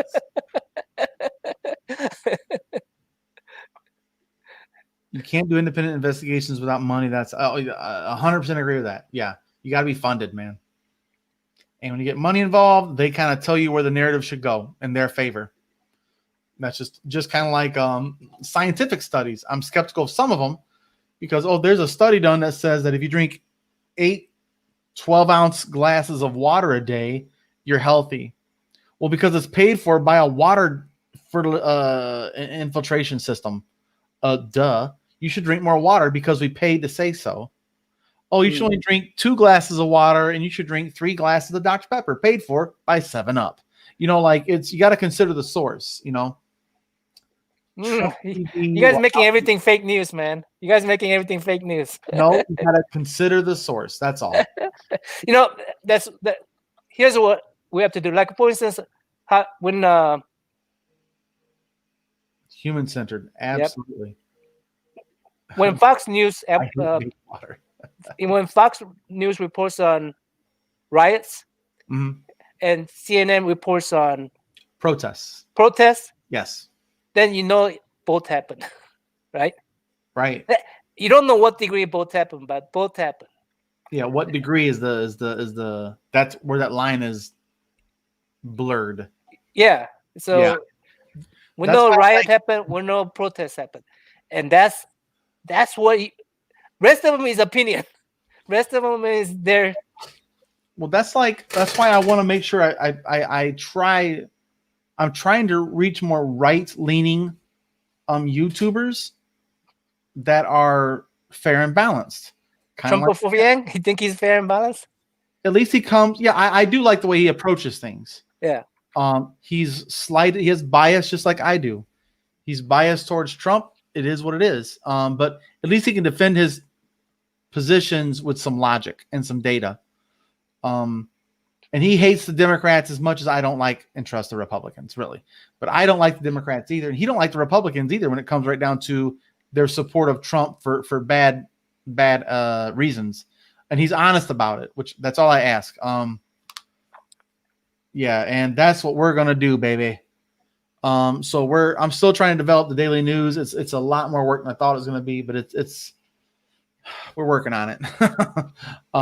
So that's why I want to have people like Dennis and Aaron part of the news that says they're going to talk about a topic from the right. We're going to have someone else going to talk about it from the left.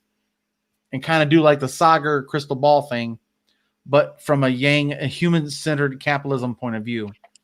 You know, in Oklahoma, we used to have a paper called Oklahoma Journal, and they went against the Oklahoma Daily here. That was way back then. And then they went out of business, but their thing was two sides of the story. Yeah. They always did two-sided story. And that never really hit off. Because only people don't want two-sided story. Only one side of the story is buying the paper. Huh? In Oklahoma, only one side of the story is buying the paper. But yeah, that's where we're at now, where the media has bias. And when we get our daily show, we're gonna have bias too, but we're gonna represent both biases. And I think there we go. Thank you, Bat. That's good. We admit our bias, but explain our logic. That's all they want. That's all I want. No, they don't, Aaron. We're gonna be partisan. We're gonna be left leaning as a group. But you think if you're left leaning, the right person will come and watch your show? Well, yeah, because we're gonna have people on, like hopefully Trumper, and then Aaron's gonna be a part of it, and we got like 5 people that are conservatives that are gonna be represented on the show. So they will hear talking points. They like, just like the Hill. The Hill has the Rising with Sagar.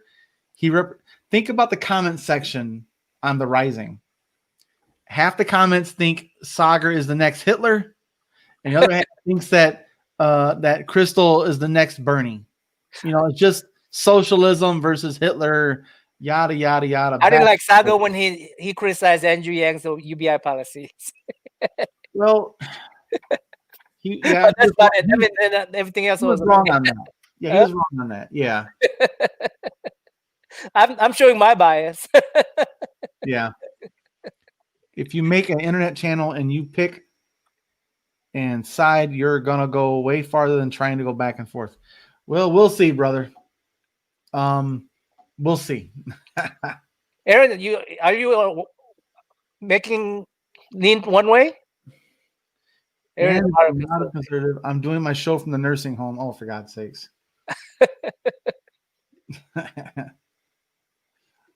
Let's see. Oh man, that was tough, guys. That was the longest 2 hours of my fucking life, man. Holy shit, that was tough. But one of the lady was a Andrew Yang supporter.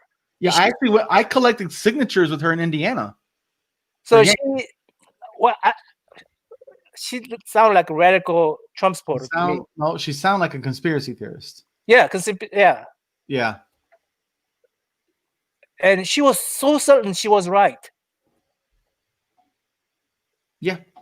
I want like you live in a bubble, man. I want people to approach this as maybe I'm doing it too, by the way. I want people to approach it as with a little bit of doubt. Yeah. Well, that's the thing. People are asking what your channel's called. It's called Make Me Think Harder on YouTube. I think you should. What's that? I mean, I want to approach it with a little. It really doubt people when they are so certain. When person is so certain they're right, they're not willing to make any changes. So I doubt people who are so certain.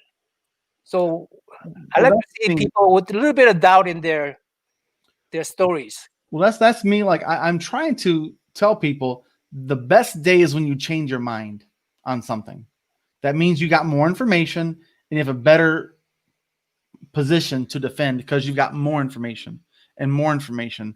And then eventually you might have to change your position or it further confirms your position. Like I'm an atheist. I could be wrong. I can admit that. But can a Christian admit they're wrong? It's possible.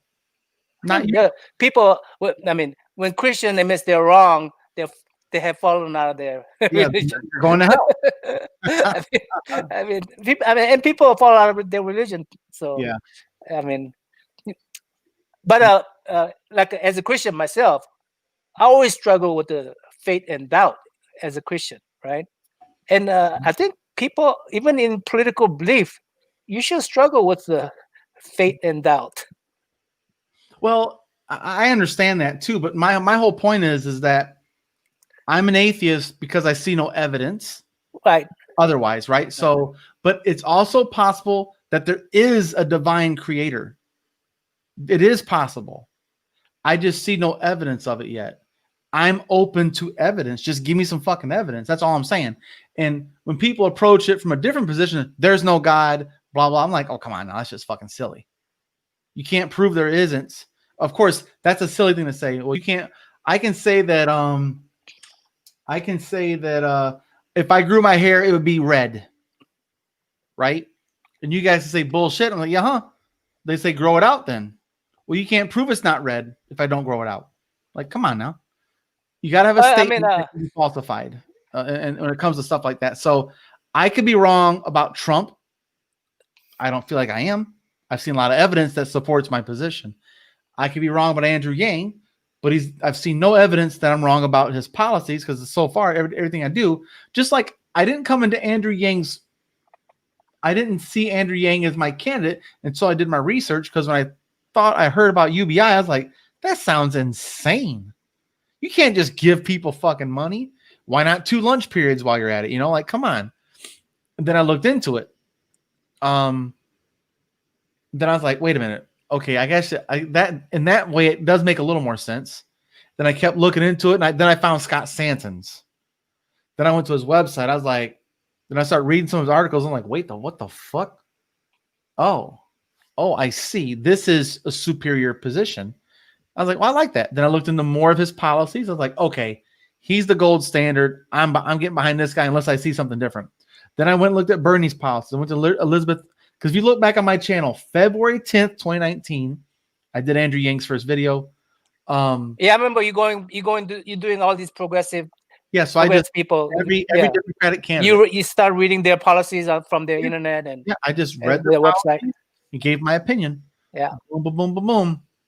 And so I've been following this man for a long, long time. I've been doing it for a minute. Yeah, you've been around for a minute too. Yeah. Yeah, Aaron is trolling. That's right. Aaron's having fun. What's he trolling about? He's praying for me to come on home. Yeah, dude. My whole family is a fundamentalist. Is Aaron Christian? I have no idea. I don't assume anything of anyone. When it comes to religion, for sure, he could be Buddhist for all I know. I've never seen him ring a gong or nothing, or do the Korai Chi. What the hell is that thing? There's a Buddhist chant. Oh hell, Kiro something or other. I can't remember it. I was in LA or in Iowa. Will Lex Ham does the morning thing with that little bowl, bing, and did the chant thingy. And I was like, all right, let me check this out, because I'm an atheist. This doesn't make any sense to me, but I'll check it out and do it. It's almost like meditation. I was like, okay, I get it. It's like a meditative start to your day. I understand that. Buddhism seems like a pretty cool place to start to me. As a skeptic, it's not asking you to make these huge mental leaps. It's just saying, start your day off, center yourself, and start with this chant and kind of meditate. And then there's these, what's it called? The center path and all that kind of stuff. The straight path or whatever. And I find that you might like a Confucianism, although some of the Orthodox might be a little off today's day. Orthodox of any sort is usually off. Yeah. It's like moderation. You know, like an apple a day is good for you. If you eat a bushel of apples, you're going to shit yourself. Yeah. You know, like eat 1 apple a day. Moderation. But yeah, I've always been skeptical of everything. And I've also been fascinated with religions and read up on them. And I did the audiobook of the Quran and the Holy Torah and the King James version of the Bible and the international version of the Bible. There are some inconsistencies there. I was going to do video on Namu Maiho Renge Keo. Something like that. Yep, that's it. What's that? It sounds like a Buddhist. That's the Buddhist chant that we did in the morning. Yep. No. Okay. Asako says Yang is head of technology. Well, there isn't no Department of Technology yet. Are you saying that they're going to create one? That'd be cool. Oh yeah, let's talk about that. Is it absolutely? Mm-hmm. How, Not yet. is how low Yang will go to Biden's administration and be acceptable? Yang with the Treasury. Like I've actually kind of accepted what Tom from Nerds has said is he shouldn't accept a position if it doesn't come with responsibility and power, like a budget. Yeah, he has to have a budget, right? A budget and staff. It says Treasury. I mean, when he says stuff, he say, I want to work with them, but he always put this thing in there that says, not if, but he don't use the word if, but I will work with them. I'd be glad to work with the administration if I'm able to push some of the his policies that he supported. Yes. Mm-hmm. To so he always put that condition in there. Yeah. So if he's not able to do some of the things that he's proposing, then he probably not going to join the administration. Well, here's my thing too. What position can he take that won't take away from his time to do what he does? So could he be chief of staff? That'd be a great position for him. So much responsibility and time that you can't do anything else. You are the quarterback of the cabinet. You can't have time for Yang Speaks, Humanity Forward, nonprofits. You can't be doing all this shit. That's what you can do. So I don't think he's going to take something like that, right? If he gets offered like Secretary of Treasury, he could have an upfront hand in getting a plan for stimulus checks. I think he would do that job. Secretary of Technology. They got to create the department. I think that's a good idea. Give him a couple years, do what he's doing, then maybe he'll take that job. That would make sense. But here's the thing. He's not a tech guy. He understands it, but he's not a tech guy. No. He's a business entrepreneur guy. Like, I don't think he would take that job, honestly. I think he would take it if offered, honestly. Bridge that gap, but like when he talking about data rights and stuff, would that be under the tech? Data privacy? Probably. Yeah. They said Treasury. I get it. The corporate people already got their jobs as far as I'm concerned. Yeah, I don't think Biden's going to offer Yang anything, honestly. I think he'll be an advisor. And nothing significant anyways. He is moving to Georgia until January. Not like permanently, but he's going to set up camp there in Atlanta. They're not going there to take over. He is going to go there to be a supporting role. So does he expect Yang to come over there with him? Yeah, for sure. Mm-hmm. Yep. What can we do as a? He said on CNN that he's okay with technology. Yeah, but he's got to say that. You know what I mean? But again, Department of Technology. But he did say if he could have his policy move forward with them. Right. But the department doesn't exist. So this is why he's going to Georgia, guys. Think about big picture. If Joe Biden says, listen, Andrew, if we can get the Senate and if we can get Congress to pay for a new department, I will make this, and then you can be the head of that Department of Technology. Let's think about that. Then he's like, I'm going to fucking Georgia. Let's flip these seats, get McConnell out the way, and then we can budget the Department of Technology. If Mitch McConnell's in charge, that shit has a less likely chance of happening. If two seats are flipped, we need a vice president too. And yeah, both of them, the vice president becomes the tiebreaker. So there's still a chance that much of these things won't happen because Democrats will betray themselves. And there's independence. Yes. But I think but it's still better than lame duck. I mean, yeah, man. But you guys want to see a funny video I made? Yeah, let's see it. Oh, get the fuck out. Yeah, man. Let's play it. I'll play that motherfucker. It's so crazy, guys. Let me cancel that shit. Okay, this is my own personal ditty I made up. It's only 18 seconds.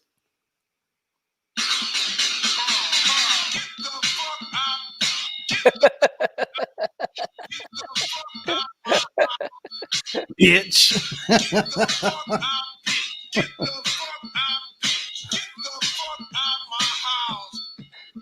Bam. I honestly had so much fun making that. I ain't gonna lie. Oh, I have one video. There's I have like a you have to have music. I have one video that had like a 13,000 views, and I started with the Beatles song, and it's like everybody wants to be NGN. See if he can play that for just first few minutes. I won't get knocked down for playing Beatles music. No, I didn't get knocked down. This is just real quick. I edited it.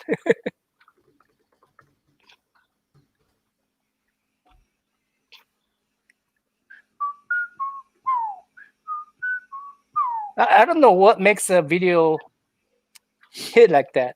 Oh shit, who knows? Which one is it? Oh, shoot, I gotta look it up.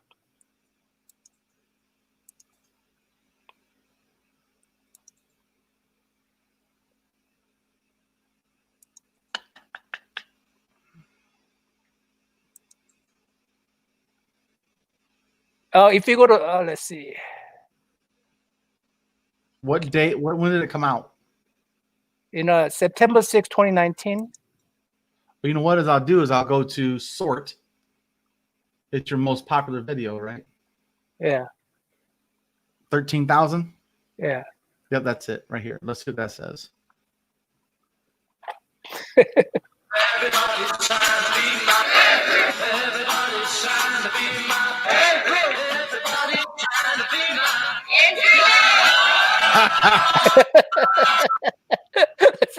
Just play that part. I love it. Oh wait, I didn't show it. Hold on. No, you didn't show it. You didn't show it. I didn't show it. My bad, guys. Okay.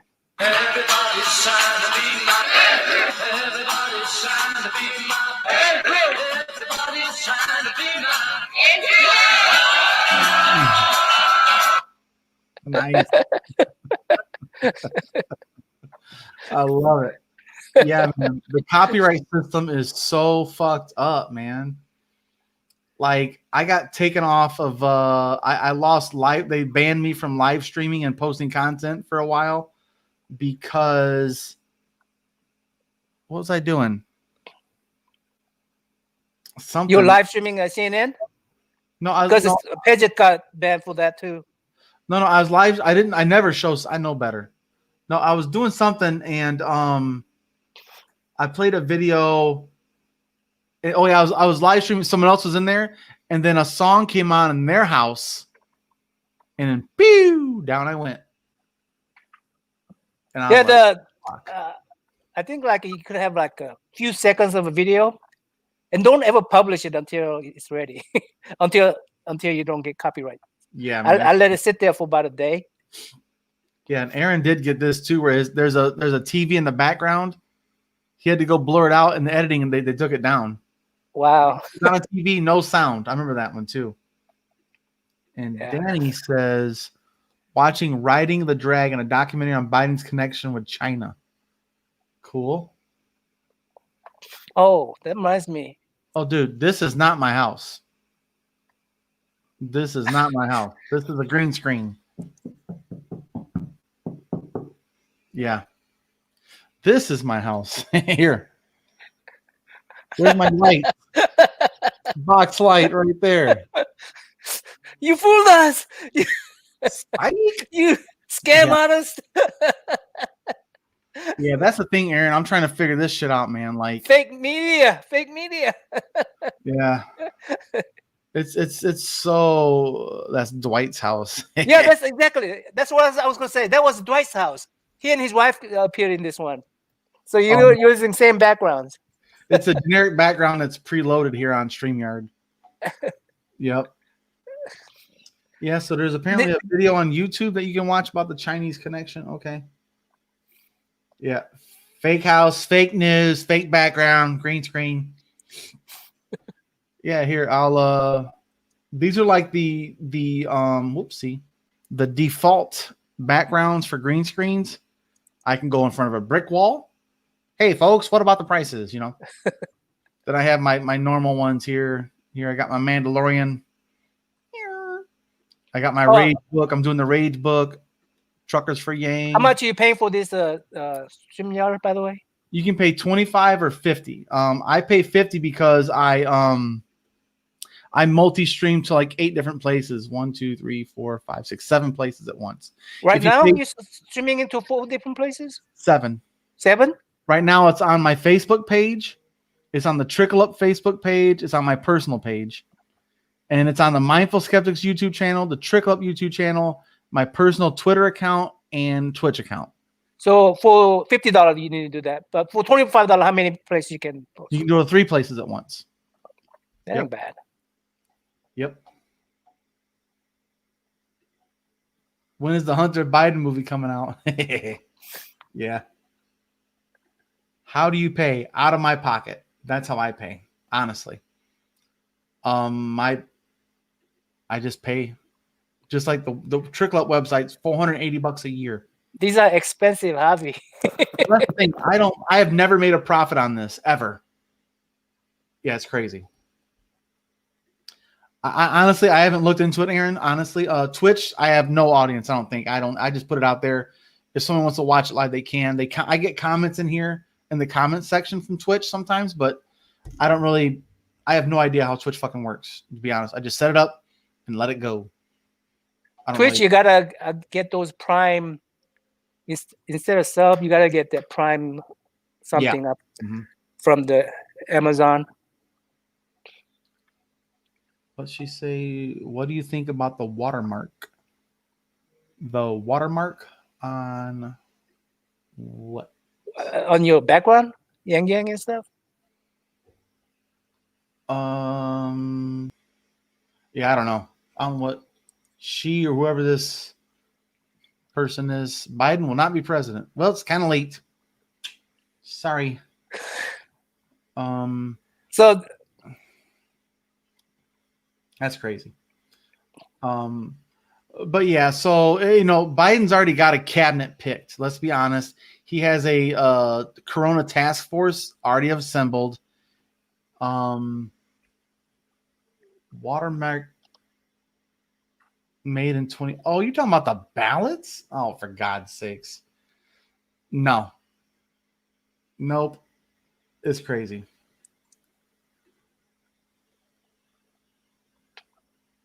On Amazon, what's his name? David Nunes? Danny's funny. She's funny. He or she, whatever this troll is. Huh. What she said? He said. He or she says, actually, sorry for you. He's not president. He has not been elected. Okay. Well, he's called elect. What is he called? Elect. He's president-elect. President-elect. Yeah, he's called president-elect right now. Yeah. Of course it is. That's true. There has been no verification. If it was, what's watermark claims? I am a female, not a troll with a capital O. Nice try. There's a conspiracy theory saying there's a watermark on the ballot saying 2018. That's some shit. Trump is the biggest troll of all time. The biggest troll of all time, man. I heard there's watermarks. Okay, we're gonna go check it out.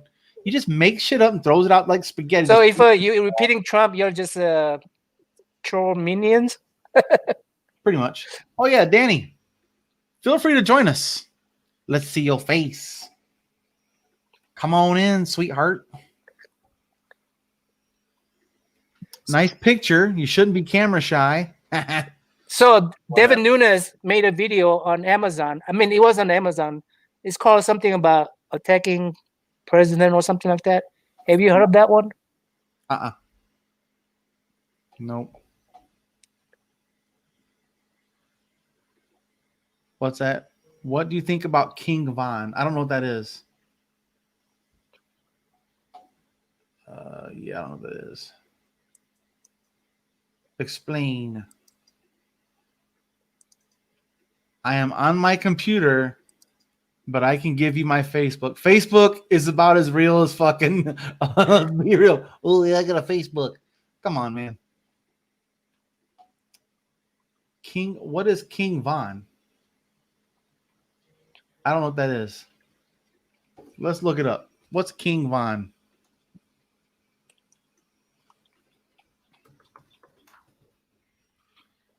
Oh, a rapper. King Von from Chicago. He got shot? 23 hours ago. Here, I'll show you guys what I'm looking up. Yeah, me too. So this is on CNN. Fake news. I can't trust it. So he performed at PTSD tour at the Tabernacle. He's killed on Friday in Atlanta. Yeah, in Atlanta he was shot. Well, yeah, I don't know, man. I don't think much about guys I don't know anything about, honestly.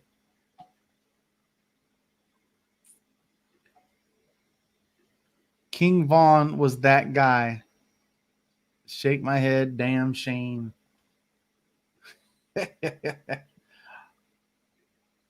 I don't know him. I don't know what you're talking about then, dude. You can send me a link in my DM or something. I don't know. I care when Van Halen died. Eddie Van Halen. Yeah. Okay, yeah. Julie, you are missing something. You can call in from your computer. Okay, so watch this. Invite code, copy and paste. You inviting Julie? Hell yeah. Come on in. Let's see if you're real. Let's see if you're real. There it is. Copy and paste. Facebook. Come on now. Copy and paste. Come on in. Other than that, put the headphone. Wait. If you're playing it back, it's going to echo. Dim white supremacists. Me? Me? No, I don't know. I think Aaron's just being crazy. Oh boy. Anyway, but yeah, we've got some interesting time coming up here. Before the Thanksgiving holiday, and we'll see. I'm like I said, I'm planning on coming to Atlanta. Hopefully, if I can raise $500, that's the big money thing. I got to figure out how to get $500. When you go in January, you say? I'm gonna probably leave on January 1st. When the election is over? What's that? When the January 5th. election? Yep. It's over in 5th? On January 5th is the election down there in Atlanta. Yep. So, is he doing door to door? Why is he going? Is he speaking or? Who, Andrew? Yeah. No, he's taking an entire team out there to help with canvassing and phone banking, phone banking, and all that stuff. Yeah, everything. I mean, is it about the COVID? How is he handling people in those rooms? I don't know, but if I go down there, here's my thing I learned in Iowa. Nobody from Atlanta gives a fuck what I think about their election.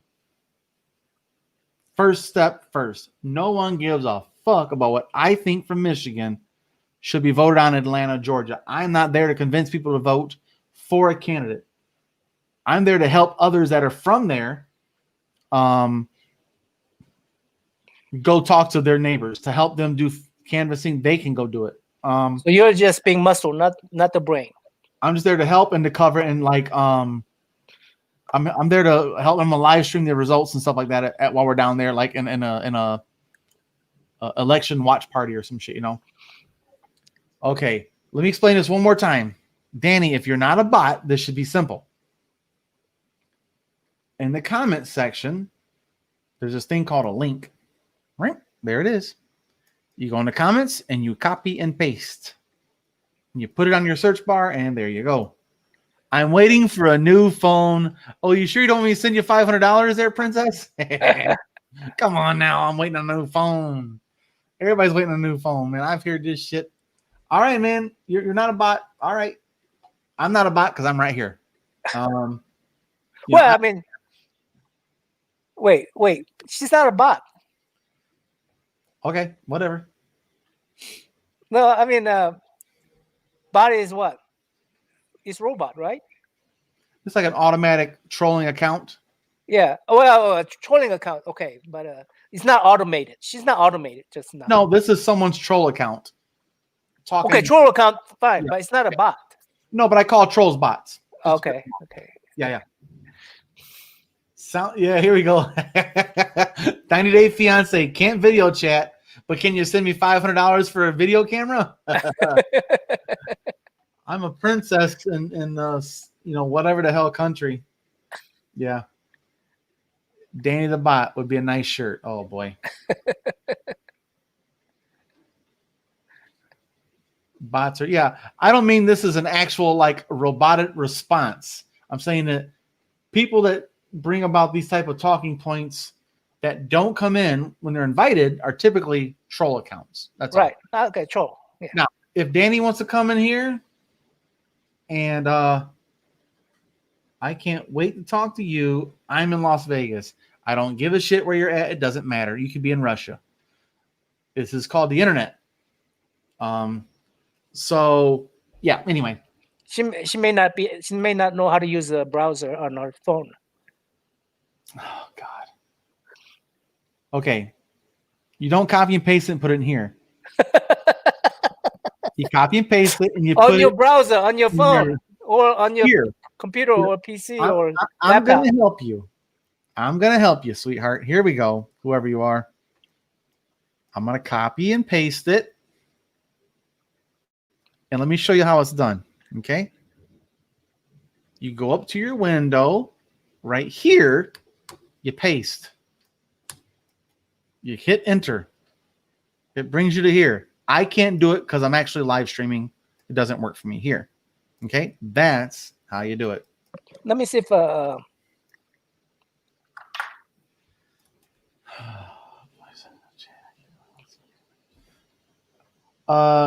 okay, so Danny is from Twitter.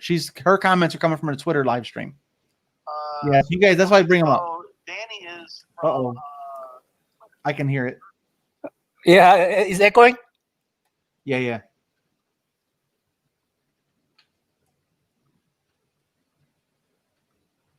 Let me see. Where's your link at? The link's in the comments. Do I have to go up much or? Let me see here.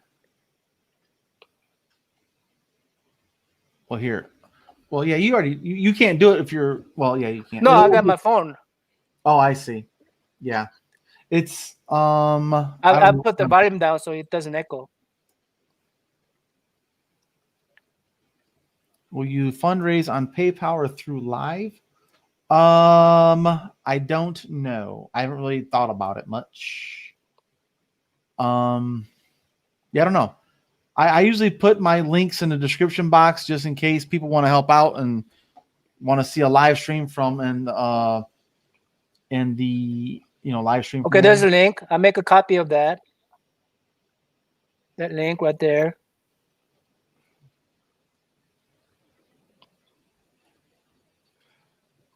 Why won't let me copy? Actually, I just clicked on that link and it take me to this. Yeah. It take me to this place right here. Yeah, I'm not gonna waste my time on it. So if you can't figure this out, sweetheart, I guess you don't. And then you put your name in there and enter. Oops. Reject me. There you go. You're out. Voice just dropped the OnlyFans exclusives. I got nothing to show you people. I am 25 goddamn pounds overweight as far as I'm concerned. Yeah. Oh boy. But yeah, so I'm gonna try and go down to Atlanta, man. It's gonna. I already looked it up. It's gonna cost $319 for the ticket. As of right now, it's the cheapest deal. Without like a 6-hour layover or some shit, waste a whole day, which I'm not looking to save $40 to do a 6-hour layover. You think there's gonna be huge Yang follow? There'll probably be a couple hundred.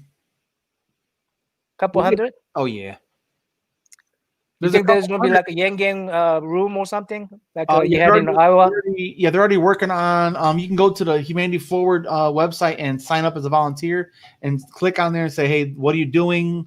Blah blah. Do you need housing? This and that." You just click on yes. I don't have housing yet, and just kind of go there. So I'm looking at leaving on the 1st and getting there either late on the 1st or early on the 2nd, which is a Friday or Saturday, and I'm gonna stay until probably the 6th or the 7th. I might just stay a whole week. Friday to Thursday or something like that. Like, so you got like 3 days to canvas. Well, that's the thing though. I'm not going there to canvas because no one wants to hear my opinion on their election. Right. I will drive others from Atlanta to go talk to people from Atlanta. I'll be a taxi service to help people get there, logistics. I'll help with phone banking, text banking, stuff like that. But I learned that in Iowa. We should have learned that in Iowa.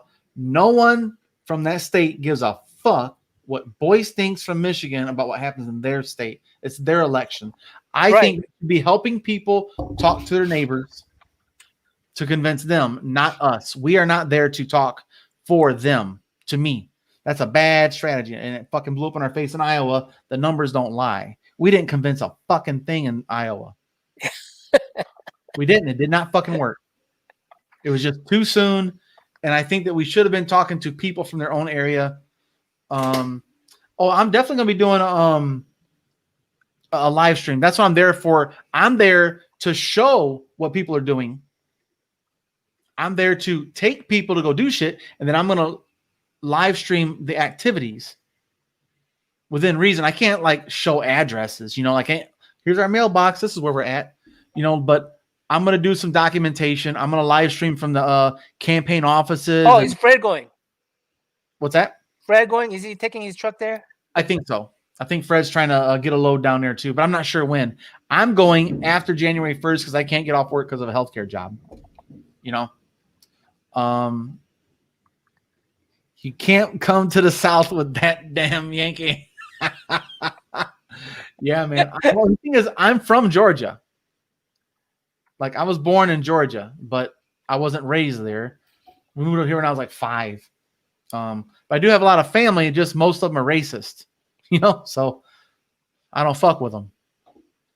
I don't plan on staying there. Will the Georgians accept Okies? Yeah. Yang Gang is like Buckeye fans. We travel. Yeah, I was born in Columbus, Georgia, on Peach Street or some shit like that, where this hospital is on Columbus. Yeah, my grandpa, his name was Boyce. He lived right next to the airport. He was the guy that owned all the damn payphones in Columbus. Oh, really? Yeah, so he would drive around and collect dimes all goddamn day. Oh. He had like a money truck that he collected dimes from back in the day, they said. I had a friend who collect money from vending machines. They did pretty good. Yeah, you can. Yeah. Those candy machines and stuff. Mm-hmm. But yeah, man, I really want to go down there. First of all, who don't want to go to Georgia in fucking January? I'm in Michigan. This sucks. You think Georgia's going to be warm? Warmer than Michigan. Yeah. That's all I know. Warmer than Michigan. 90% of the time, it's 100% warmer in Georgia than in Michigan. So I'm gonna try and go down and do what I can, man. I'm gonna go fly in Atlanta, and what I'm banking on is there's a big fucking event to live stream, like Dave Chappelle shows up or some shit, man.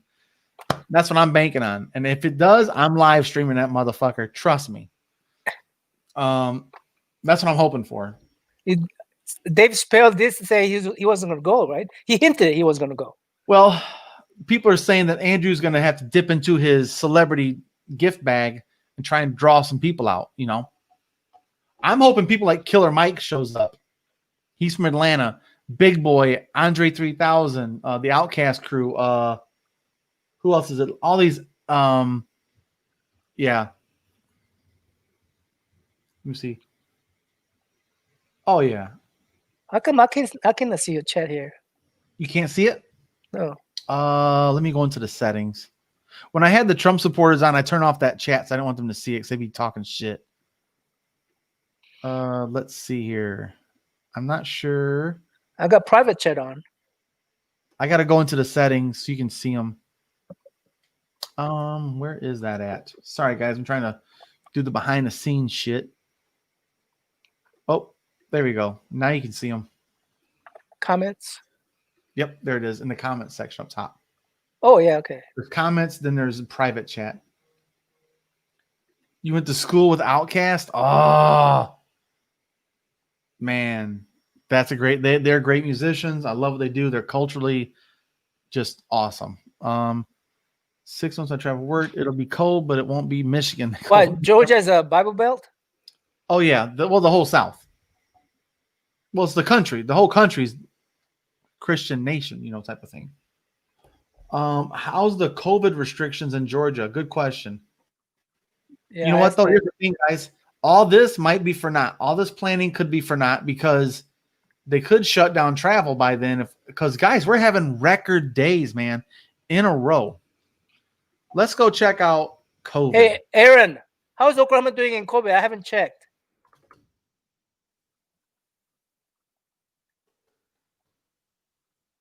Is Aaron in Oklahoma City or Tulsa? Oklahoma City. So, guys, look at this trend. This is back at the worst day, 4,500. Oops. And 29. What is that for? Wait a minute. What is this? Is this for deaths? Daily change cases. Here we go. Oh, this is for Michigan. Oh, this is for Michigan too. United States. Whoopsie. Oh, so this is just for the states. How do I do? Show them all. Sure. There we go. There we go. So here we are at the peak. We had, what was this, 75,000 new cases was the peak in the country. And now, guys, look at this shit. 100 and was it 107? Well, no one's going to say anything if you don't wear a mask. 121,000 new cases a day. This just keeps spiking back and forth, back and forth, back and forth. So that's what I'm worried about. Well, actually, let's look at Georgia. Georgia.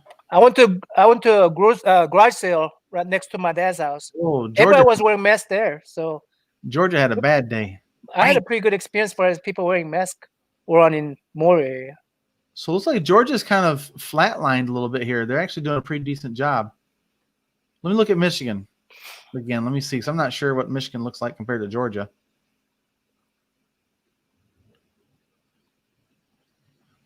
Yeah. 9,000 new cases. And then 6,000, 4,000, 6,000. Ay, Dios mío. Yeah. So that's not cool. But yeah, it's not good, man. This is I live in Berrien County. 3,000 new cases. Why isn't there a conspiracy theory on new vaccine? How it came out right after Joe Biden won? Nothing fishy about that, is there? Hey, Julie, thanks for hanging with us, sweetheart. That's crazy, man. Bye, Julie. Oh, Aaron says he's in Moore. He says if people wear them, but no one really says anything if you don't. In Ohio, of course, I mean, I haven't seen anywhere anybody.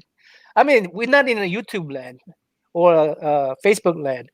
Mm-hmm. Those things make it to all those controversial video make it to YouTube because they are controversy. But yeah, people act normal in normal life. I mean, yeah. I went to garage sale just right next to my dad's house, Oklahoma,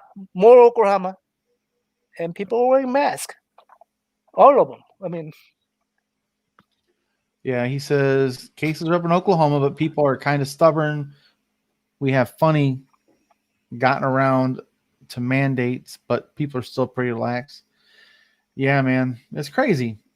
Well, I don't know, man. So I'm planning on traveling to Atlanta if flights are still happening. I have an M99 mask I'll wear on the goddamn plane. Let me tell you that right now. It's bad enough you're rebreathing farts in that son of a bitch. It's a lot. So you will not travel if on airplane if you didn't have the N99 mask? I would, yeah, I'd wear the mask for sure.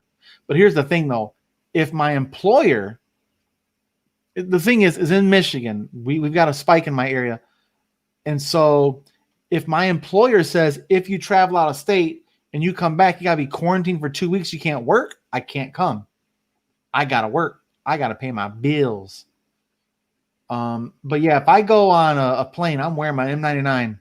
Shit, them motherfuckers. The last time I flew to LA, all I could hear is people fucking coughing, and it drove me nuts. Oh shit! This is in December of last year. I'm just sitting there. I'm like, there's so many fucking people coughing in here. This is disgusting. And I'm not a germaphobe, but I'm not fucking stupid either. I'm like, holy shit balls. There's got to be a dozen people actively coughing for 4 damn hours. Do they do every other seats anymore on the planes? Or do they This do is before COVID. This is in December of last year. Yeah, okay. So I got lucky. It was packed to the gills too. Every seat was taken. Get that bubble suit. You damn right. I'm gonna get that 6-foot ring to put around my ass. Yeah, man. No empty seats, no drinks served. Yeah. Luckily, the flight to Atlanta is only about a little over 2 hours. So I do have a shield. I have a mask. You know, I do it from work. We need Tulsi to make this all make sense. Hey, I'm a fan of Tulsi. I don't agree with all her shit, of course, but I'm a fan of where she's coming from. She's trying to be bipartisan on some things, which I can appreciate that. You think she will run primary? I don't know, man. She doesn't have a job right now.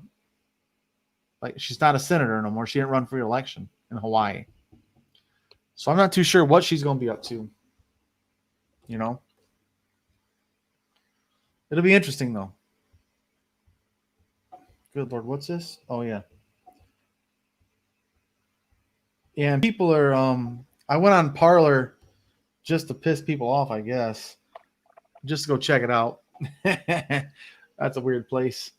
I put my get the fuck out video on Parler to see what kind of traction I get on that. What's a Parler? Parler is it's like the right wing Twitter. Here, I'll show you. So they're all leaving Facebook or some shit, right? So I put this on here. When threatened, the common North American Trump, Angus Tangerinus, inflates his neck pouch and emits hostile tweets. Oh, boy. Oh, by the way, you guys notice that Trump breathes harder now whenever he speaks? He breathes what? Hard. He snips his. He's always had a weird breathing thing about him, honestly. Let me see. Where's my other one? So it was my imagination? Yeah, he's always had a weird breathing pattern about him. Like he does this weird little inhale, out, exhale kind of thing. But he seems to do a lot more lately. Yeah, he might be rambling less. I don't know, man. Honestly, I don't know. I mean, I know he had he had all that medicine and all that, but I'm thinking he still might have some effect, side effect from the COVID. Tulsi got into Don Jr.'s stash. You think any of his kids gonna get into politics? His kids, of course. That's the only lane they got for employment. Trump's kids. Yeah. What else are they gonna do? Well, they're billionaires, remember? Well, their dad's broke. Their dad is broke, 900 million, whatever it is. We don't have all the facts anyway. It doesn't matter. That's a pointless thing. But I don't think they have a job outside. They're going to be doing their own media thing. Who knows, man? Trump Network. Yeah, he might make his own Trump Network and all that bullshit. No fake news. Trump Network. They're going to sell hair pieces and shit and discount Botox and you have to sign a waiver. You can't sue him for sexual harassment or some shit. Oh, what happened to that?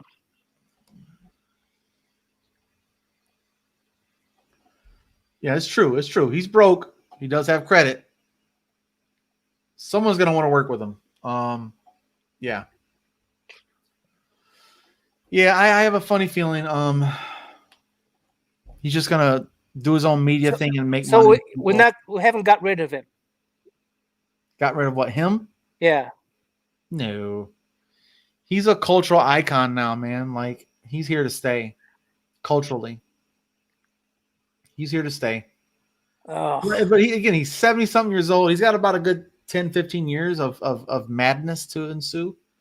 So who knows, man? He might just fall ill. He might have a fucking stroke. Who knows, you know? Well, all the hamburger he eats. Cheeseburger and Diet Coke, okay. Oh man. But yeah, he's in a bad spot as far as the presidency goes, and I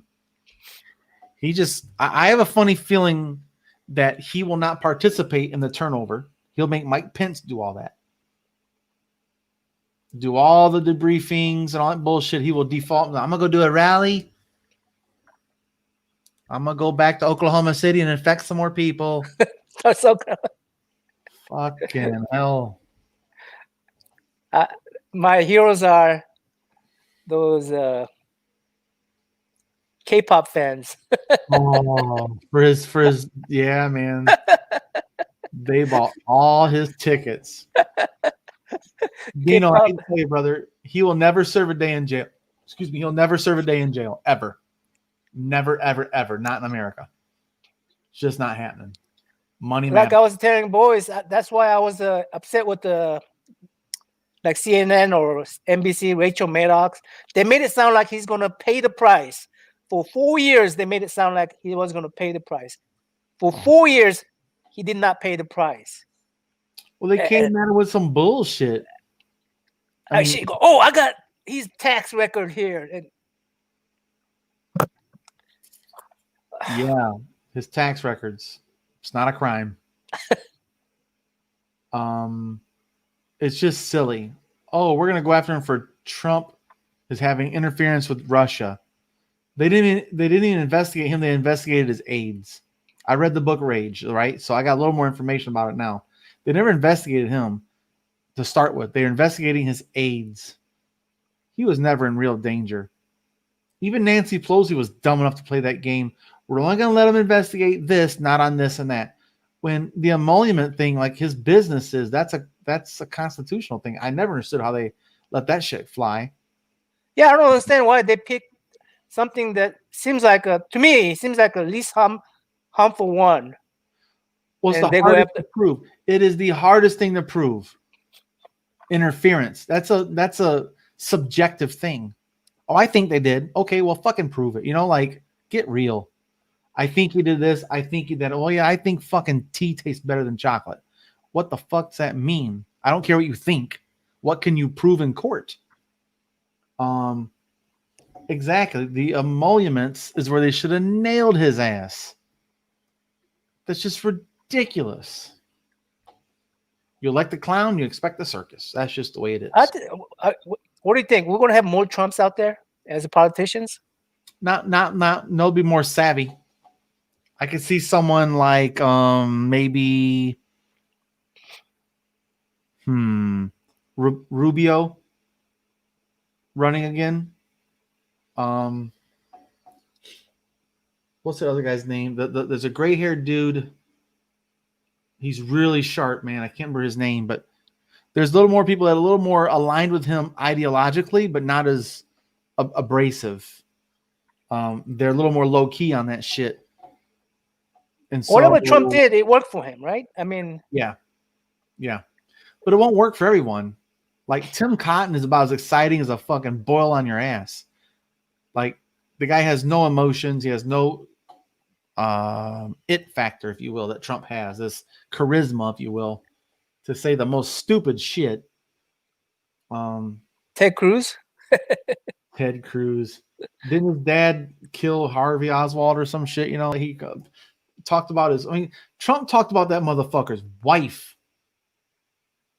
Said she was fucking fat, dude. And now he's out there kissing his boots. licking them boots.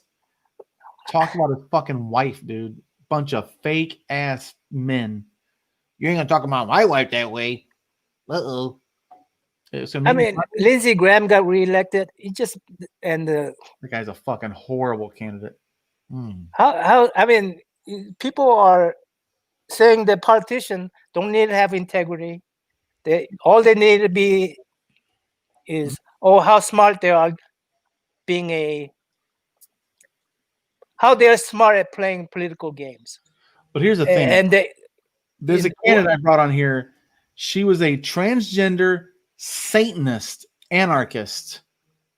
And she ran as a Republican for fucking sheriff.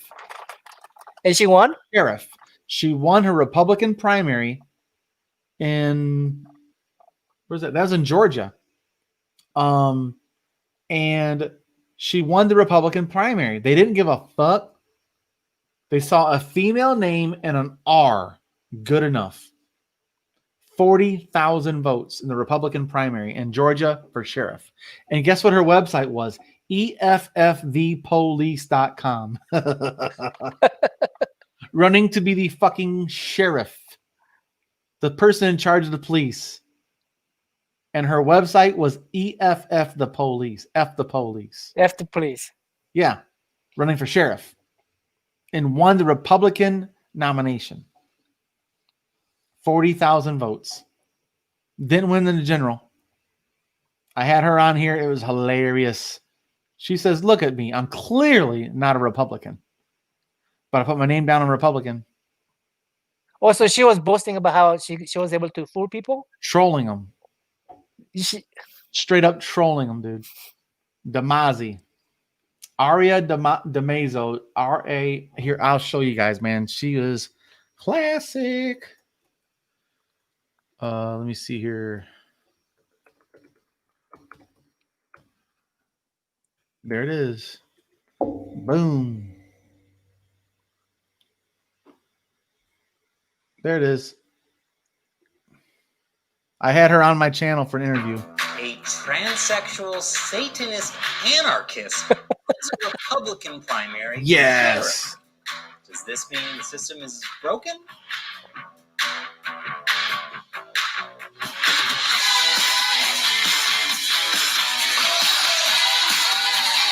Well, don't even show her. Let me see. Well, she's been kind of on the spotlight. And of course, mine won't show up because there's so many people covering her. After I had her on, she kind of kept growing. Let's see here. Oh, let me just make it easier.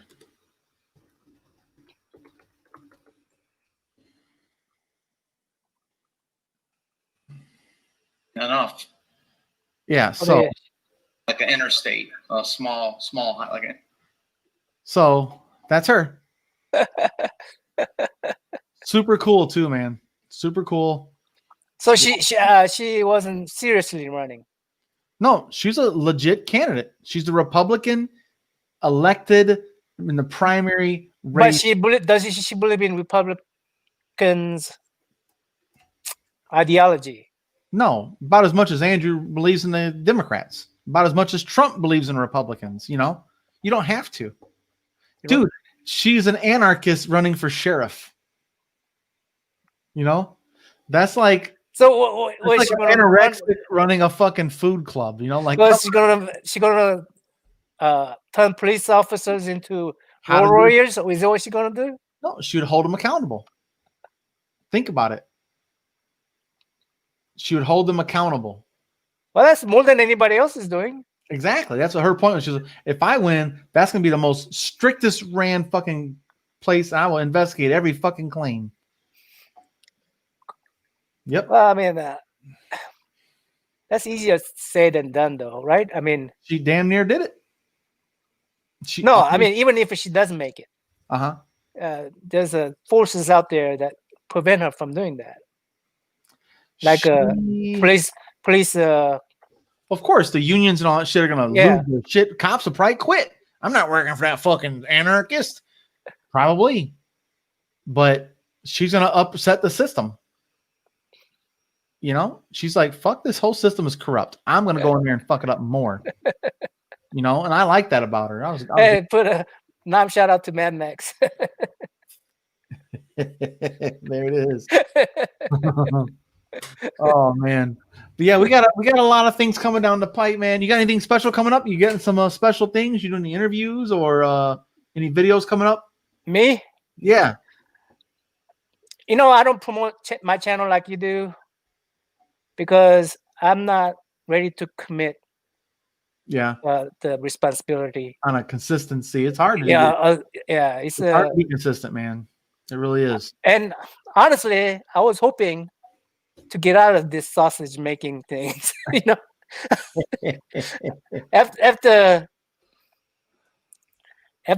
Trump gets out, you know, and maybe I get activated again when Andrew Yang runs again. But I got really tired of arguing with people and watch. Mm-hmm. I'm really tired of the people like you has. I mean, I watched the full video. You did the whole 2 hours. Yeah, it's painful, brother. Yeah, I mean, I'm listening to because I want to see what their point of view is. I mean, when I'm watching Rush Limbaugh, mm-hmm. and there's a whole bunch of other conservative radio channels I listen to. Yeah, and then I'll listen to all the Yang Gang and TYTs and. Well, that's the thing, though. I want to be able to point out the bullshit on both sides. Again, I'm not a Republican. I'm not a Democrat. I trust neither. And if I decide I want to run, I'm not going to run as a Democrat. I'm going to run third party.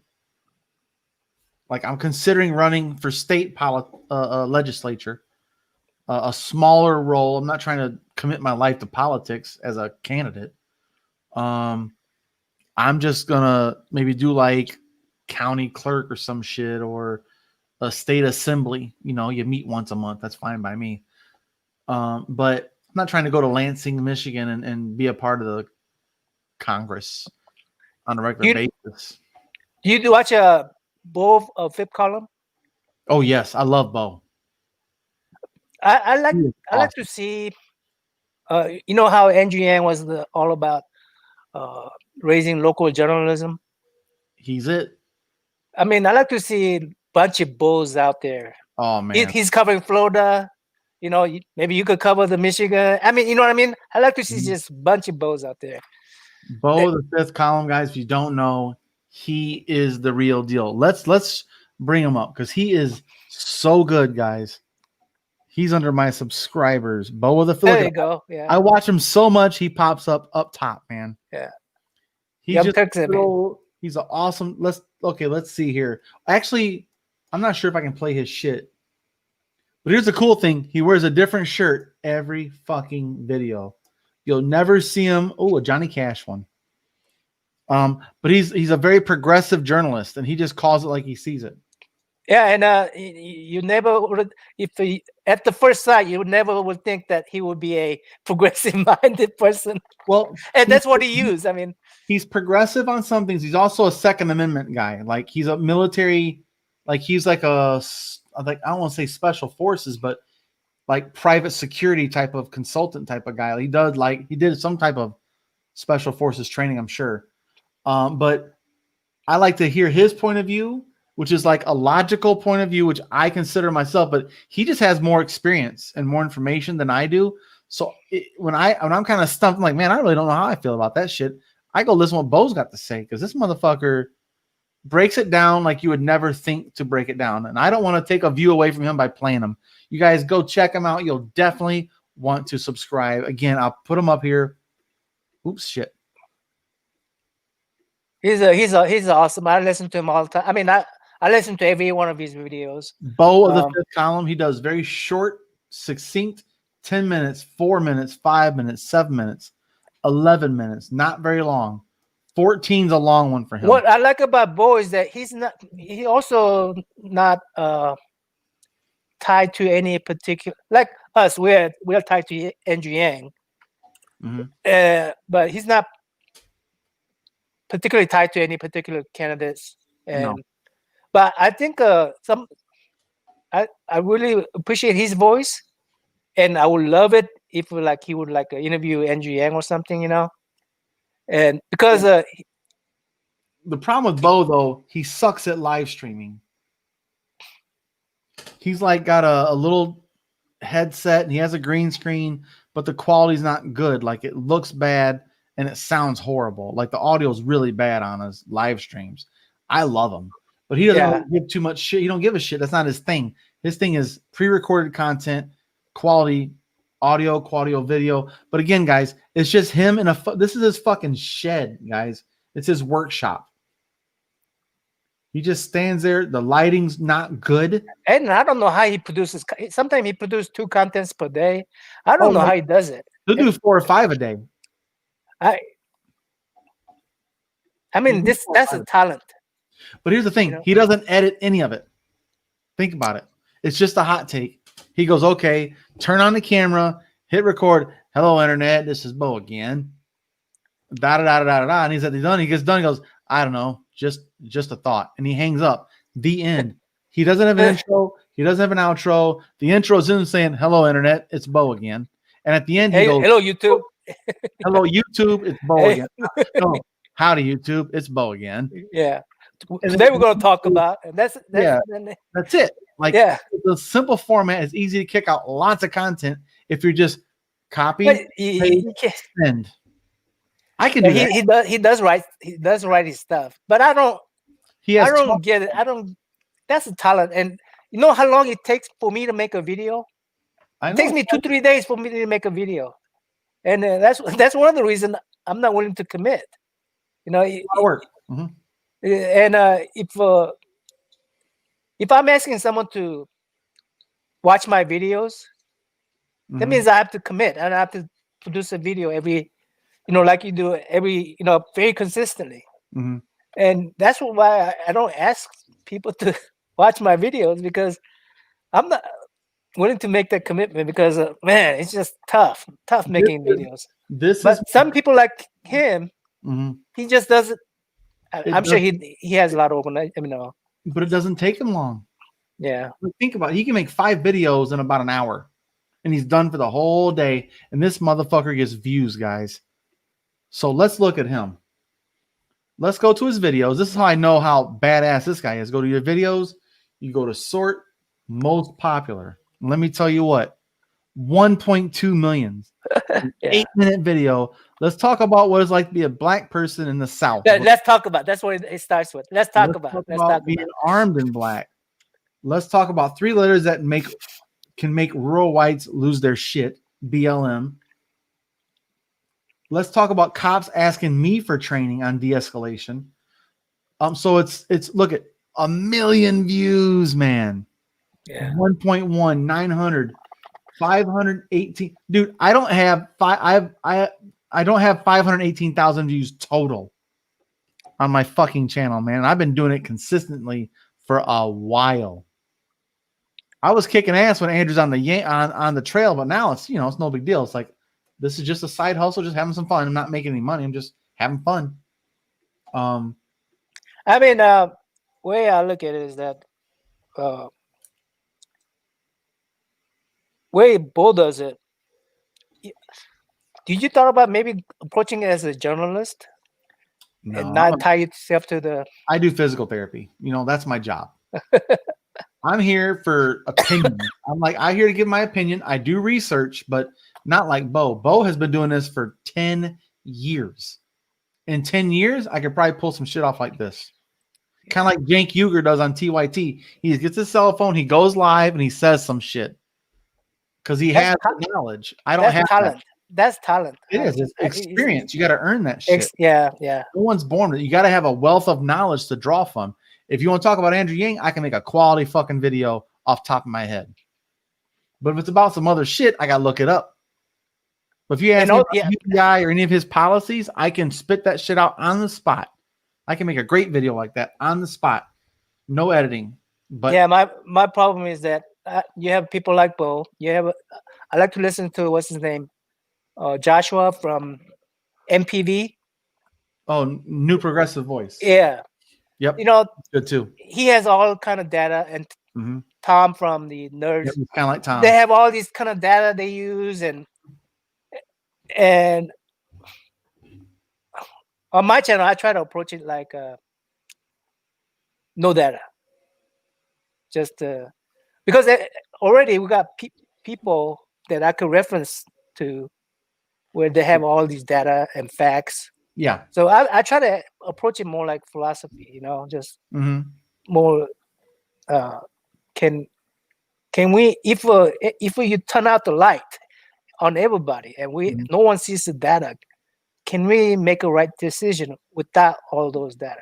It's ironic because we can make Andrew Yang is all about data, and we can make good moral decisions, but we not have good logical decisions because emotions aren't logical. You know, so morality isn't even logical when it comes to data. So there's different lanes. Like I was on I was on Paget's live stream once. She invited me and Fred to come on there and talk about something. And I jumped in there, but then she had to leave. She's like, I'm gonna go get some dinner. I'm gonna go ahead and take it down. Everybody in the comments like, no, we want to ask Boyce and Fred some questions. She goes, okay, I'll just leave it up. I'm gonna go to dinner. And she left. She left the fucking stream up. So me and Fred were talking to people in the comments section, and they were coming in with questions and just doing like a Q&A. Then Fred left. I was like, fuck. So I was there for like an hour just taking questions, talking about stuff, whatever it was. I couldn't send a link and invite people like I normally would. So I was sitting there just taking Q&A from people.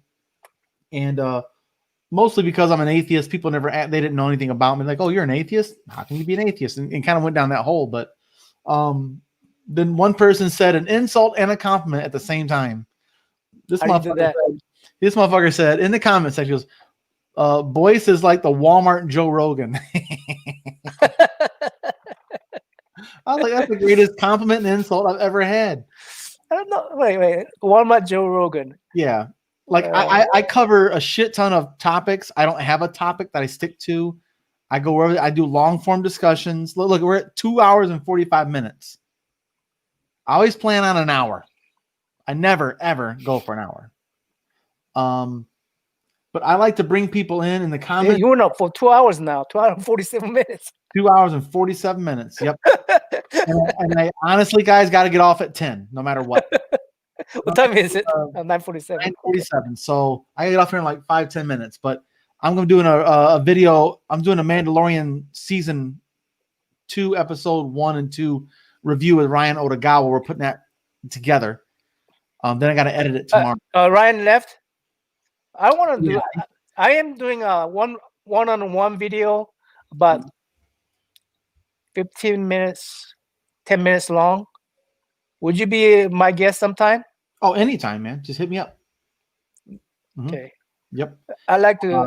I work my 9 to 5s, you know, but in the evenings I'm always available. I'm gonna edit. I'm gonna do something like this, except it's not live. Yeah, just edit. When I got on Joshua's video one time, I realized I'm not good at live. I need to edit my voices out. I need to. Oh no, man! I love going live. No editing, just do it, man. Good or bad, beer, no beer, fucking say stupid shit. Don't care. This is who I am. This is how I talk. I don't edit. I don't censor. I say fuckity fuck a lot. I just don't care. I get demonetized every time I do a live stream. It's automatically, I just come on and say, fuck it, demonetized, let's go.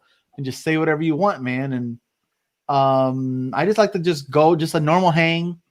Yeah, there you go. Elizabeth's in Michigan. She was the late night Yang Gang hang. Elizabeth's she comments on my channel quite a bit. Yeah, man. Hello, Elizabeth. Yeah, she lives in Michigan too. She does? Okay. Michigan native, yeah. But I just like to have open discussions, long form content, and because like if we said we're only going to talk about this subject for 20 minutes and that's it. But in a 5-minute discussion, you can take these little side detour on topics and get back to it. You know, we went on some detours here. Yeah, then I come back talk about a lot of weird shit. You know, about being an Asian guy with a math hat in Oklahoma. We went down that path. That's okay. And I don't have to edit anything. Now, here's the thing about live streams. I can do a 3-hour live stream. Then I download it. I can edit out clips if I want to. Yeah, later. but I don't do that either that much.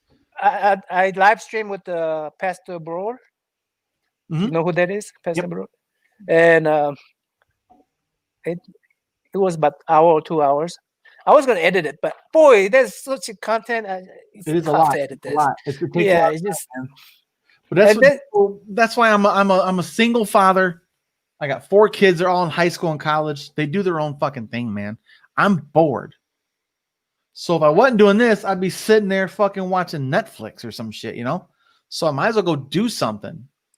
And you know, so don't get me wrong, I love making videos. I love making videos, but I realize it takes some talent, and I don't have that talent. I have to edit my videos. I have to edit my videos. Oh, well, I'll tell you guys this too, man. I had a long discussion. Rapunzel wants to join in. I think he's going to leave at 10 though. Yeah, I'm actually out of here in a few minutes, guys. I gotta go. But yeah, there's a guy named Roberto Blake. He is a huge fucking YouTube influencer. That's what he does for a living. Like that's what he does for his job, is making videos, and he has like 5 different channels. He does like equipment videos, and he does like content and the Roberto, the guy we all start talking about. Yeah. So I got lucky that he reached out about the trickle up and said, "Hey, I want to give you some pointers because your thumbnails look like shit. Yeah. In comparison to what I'm trying to do doesn't match my skill set." So he says, just jump on a live stream like this. It wasn't live, it was, you know, and he taught me how to do better thumbnails. As you guys see, today's thumbnail for this is significantly different than the ones I've done. You know, Tom is a YouTube creator. I mean, he works for Google. Used to be. He doesn't work for Google anymore? No, he doesn't. He moved from Sweden to Switzerland to, he's back in San Francisco now. He works for Google, but not YouTube's creator studio no more. Yeah. Yep. So he knows a lot of ins and outs of how to make YouTube videos and stuff.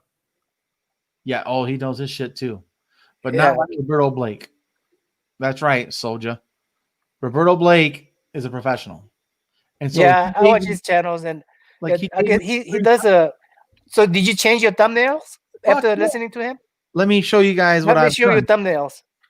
So let me go to my channel. So my live streams, I don't really put too much time in a thumbnail. So this is the thumbnail today. Look at that damn thing. These 2 thumbnails were because of what he told me to do. The split screen, different colors, bold print, and this kind of faded. He showed me how to do this editing thing, man. It makes it like it's faded. Now here's me with L. This one. Are you using Photoshop, or what are you using to edit? I use Adobe Photoshop. Photoshop. Yep. But if you look at you subscribe to Photoshop? I bought it. Yeah, I bought it. But yeah, so normally I do like a bright background with a black and white front, or a black and white background with a colored front. You know, like like here, it's just color and then black and white. I do that a lot as like a repeating theme, if you will. So you can look at mine and can criticize my thumbnails. Shit, I don't know anything. I'm just barely doing like that. I'm gonna see what your criticizing skills are. I'm gonna see what yours look like. Here, let's go to you. Come on. How far back was it? Oh, there you are.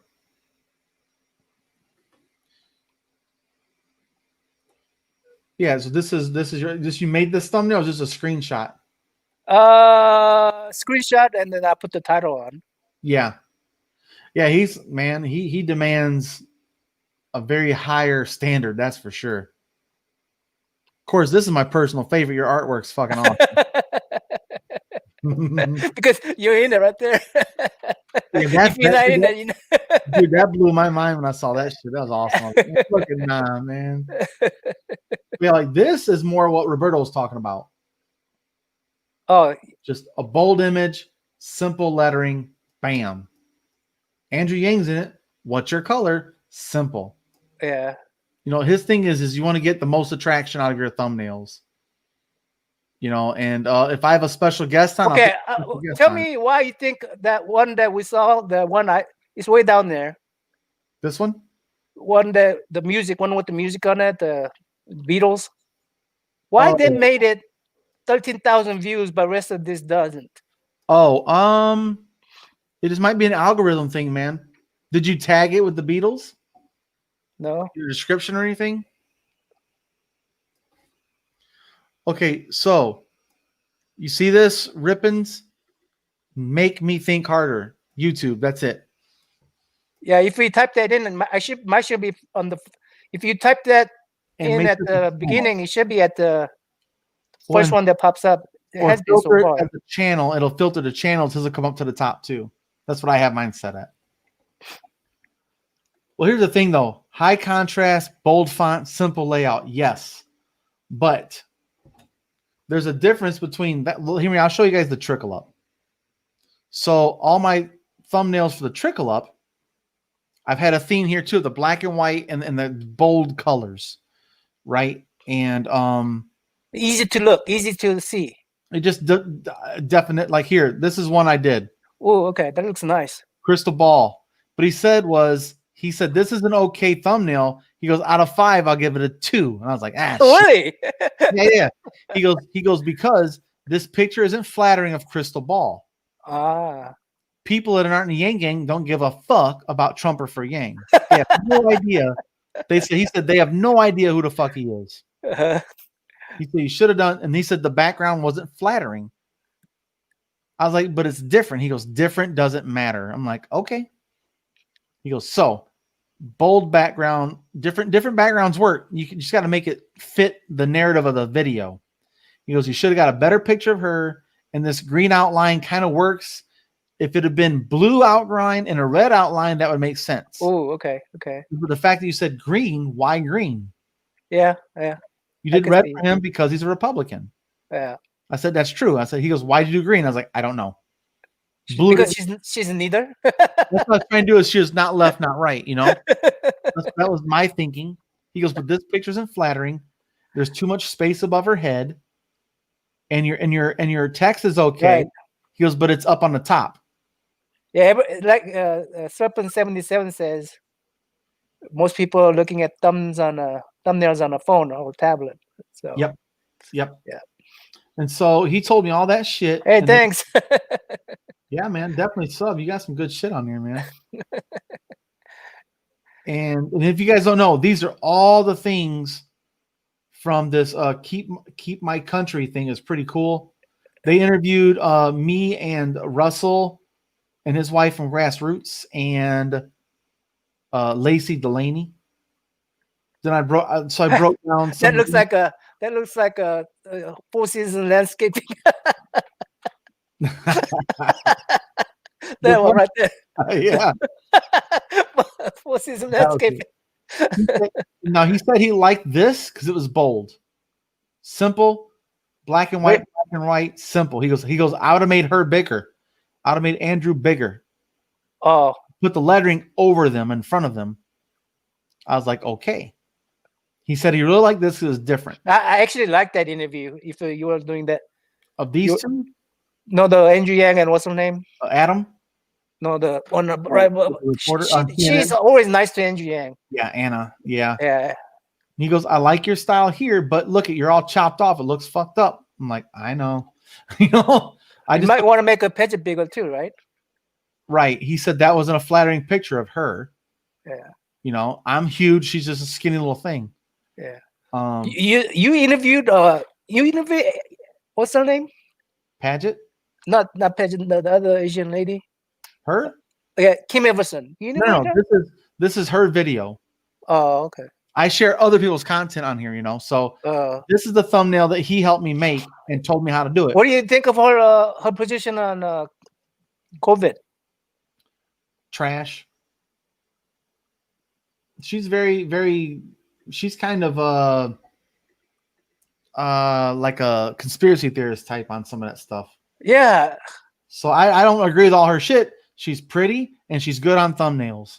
You know, so it was beautiful. No, I mean, I like some of her storytelling, but yeah, the COVID thing really turned me off on her.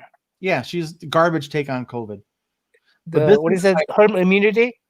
Yeah, that's a bad idea. I mean, not knowing what COVID does, herd immunity is wrong. And I'm not even a healthcare person. Right. But yeah, so this is the one that he helped me remake. Because the one before it, he said it was. That's very. I mean, I will click on that. That was. Yeah, he said the thing is he did these little. He showed me some tricks on doing highlights, and how to fix the eyes and the shadows. He showed me some tricks on Photoshop to just doctor her up, make her look fucking flawless. He goes, this is like a photo shoot touch up. Like, it looks nice now. He goes, her eyes are popping, her skin's glowing, her hair is smooth, there's no flyaways. And he showed me how he does with these little brushes he makes, these little brushes, and how to do this highlight behind her and make her like teaching you Photoshop too. Huh? Yeah. He's giving me a fucking master class for free. What? Introduce me to him. I got lucky, man. I was like, what the hell? This is awesome. But yeah, man, he knows what he's doing, you know. But yeah, so I learned that, and you know, I'm just glad to have any kind of input, you know, too. But it's I was thankful, because if you go try and schedule a 30-minute session with him privately for instructions, you're talking like $300 for 30 minutes. It might be worth it too. Oh, it is. Trust me. I had him. Look at. I changed my entire style, and now I'm gonna do my next 5 videos in a row with his techniques. He talked to me about how search engine optimization and all that shit, and the tags, and the photos, and the fonts, and these things are all titillating to the algorithm, as he puts it. So I'm gonna take his advice, man. I'm gonna try and make better content. That's more. Hey, what happened? Oh, I was wondering about that. What happened to Carden and PSP? Yeah, I don't know, man. They're not really consistent anymore. He has a business to run. He owns his own business too. So. Oh. Yeah. Because I only see whenever they have video, I see Carden and what's his name? Cody. I only see Cody. Cody the Oracle. I love that name. Yeah, he owns his own business, so he might just be swamped. I also miss Wyatt. Is it Wyatt? Right? No. Wyatt? No, the young kid. What's his name? Kai. Dude. Kai Watson. Kai is doing big things on fucking TikTok. And he's got a new YouTube channel. It's not just his, though. It's called The Sync. And on TikTok, they have over 1 million subscribers on TikTok. Really? And over 100,000 subscribers on YouTube. Okay. It's got nothing to do with politics. It's kid shit, you know? So it's all about what his generation, he's only fucking 19. And so his is I'm not worried about Kai. I just miss him. I just miss his Yang content. He jumped on one of my streams here not too long ago too and just said, "Hey guys, what's up?" Da-da-da, da-da-da, da-da-da, da-da-da. I was like, "What's up?" I'm sure he will succeed in whatever he does, but I think Yang Gang lost a huge influencer. Well, what he's trying to do is build a different media, and then he's gonna flip on the switch later. You know, that's what I was saying about what's Bo of the Fifth Column. If we have more of that kind of guys out there, then all of a sudden they flip on Andrew Yang. That would be just awesome. Think about Kyle Kalinske on Secular Talk. He's mentioning Andrew Yang on a regular basis. Who's he gonna back in 2024? If Andrew runs, he will be supporting Andrew Yang, at least be in a positive tone and mention him more seriously. He already does. Now, if Nina Turner runs, he'll probably side with Nina Turner. But yeah, man, Nina Turner. You think Nina Turner is the next Bunny? Yes, she's awesome. She is really good. She was actually on Yang Speaks yesterday. I mean, today's Tuesday. Yeah. Wait, is today Tuesday? Yeah, it is. My bad, guys. It's Tuesday. Yeah, it's Tuesday. But yeah, so yesterday she was on Yang Speaks. Yeah, I saw that. 30, 40 minutes is pretty good, man. I like her. She's got a lot of pizzazz, man, very high energy, and she knows what the hell she's doing. She should run his fucking campaign, and Big Coat Zach could be a advisor. Because shit, you want to win? Get winners. You think why do you think Bernie didn't win then? Dude, the establishment didn't want his ass. As soon as he won the first 3 fucking states, they said, "Oh shit," and they went and fucking dropped out and got behind Biden. They did not want him in there. Have you ever seen any lucky guy as Biden? But okay, think about this. Before South Carolina, Joe Biden had never won a fucking primary in his entire career of running for president, like 3 or 4 times. He's never won a primary until South Carolina when Congressman Claiborne got behind him. That was it. That's all it did. He showed up for shit in Iowa, shit in New Hampshire, shit in fucking Nevada. He was done.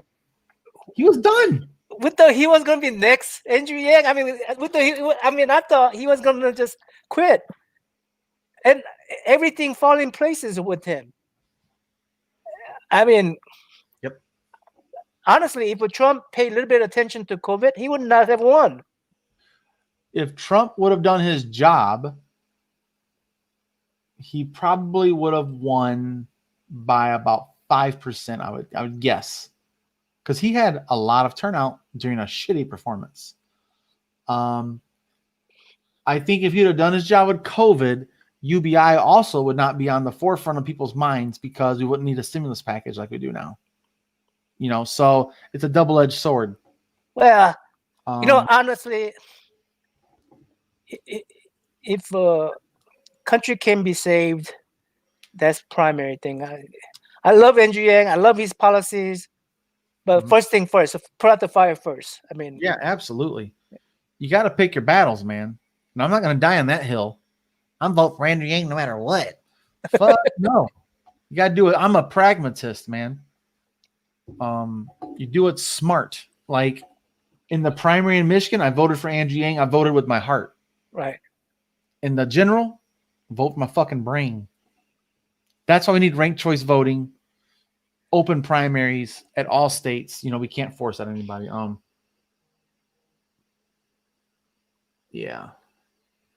Yeah, Biden and Bernie were the clear front runner. Think about this. Biden wasn't even running for president yet, and he's already winning the fucking polls on who you think will win.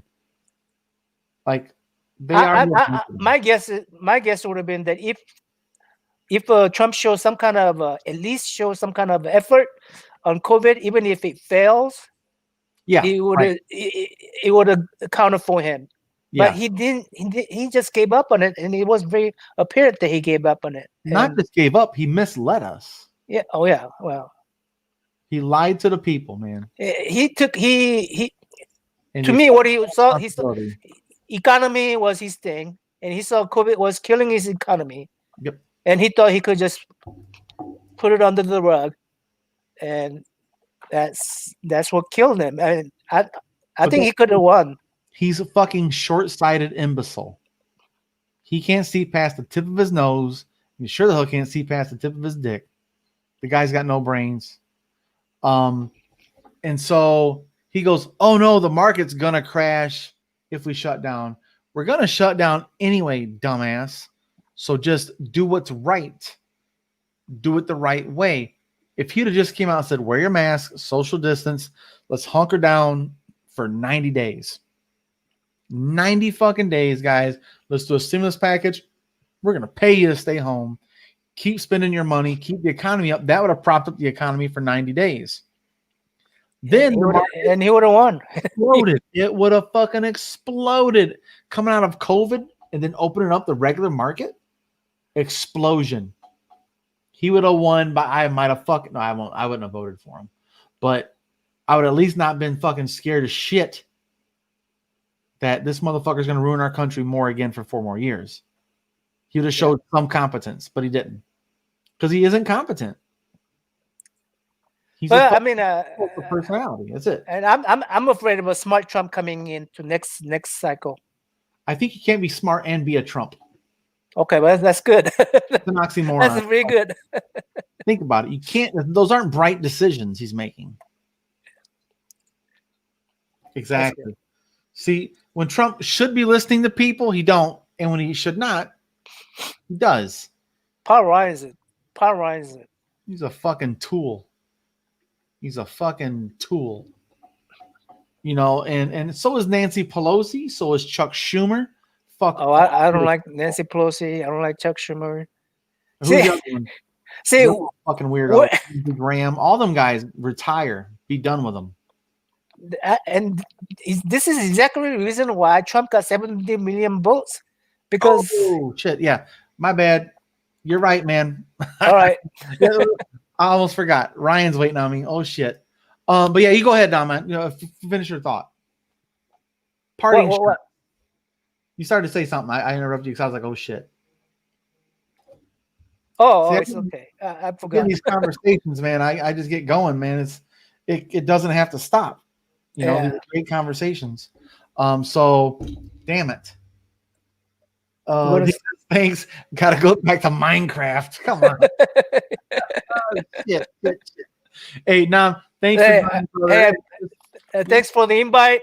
Yeah, man. DM me and you jump on there. I'll jump on you with you. Okay, sounds good. Yeah, man. I'm available. Right. You can be available. All right, guys.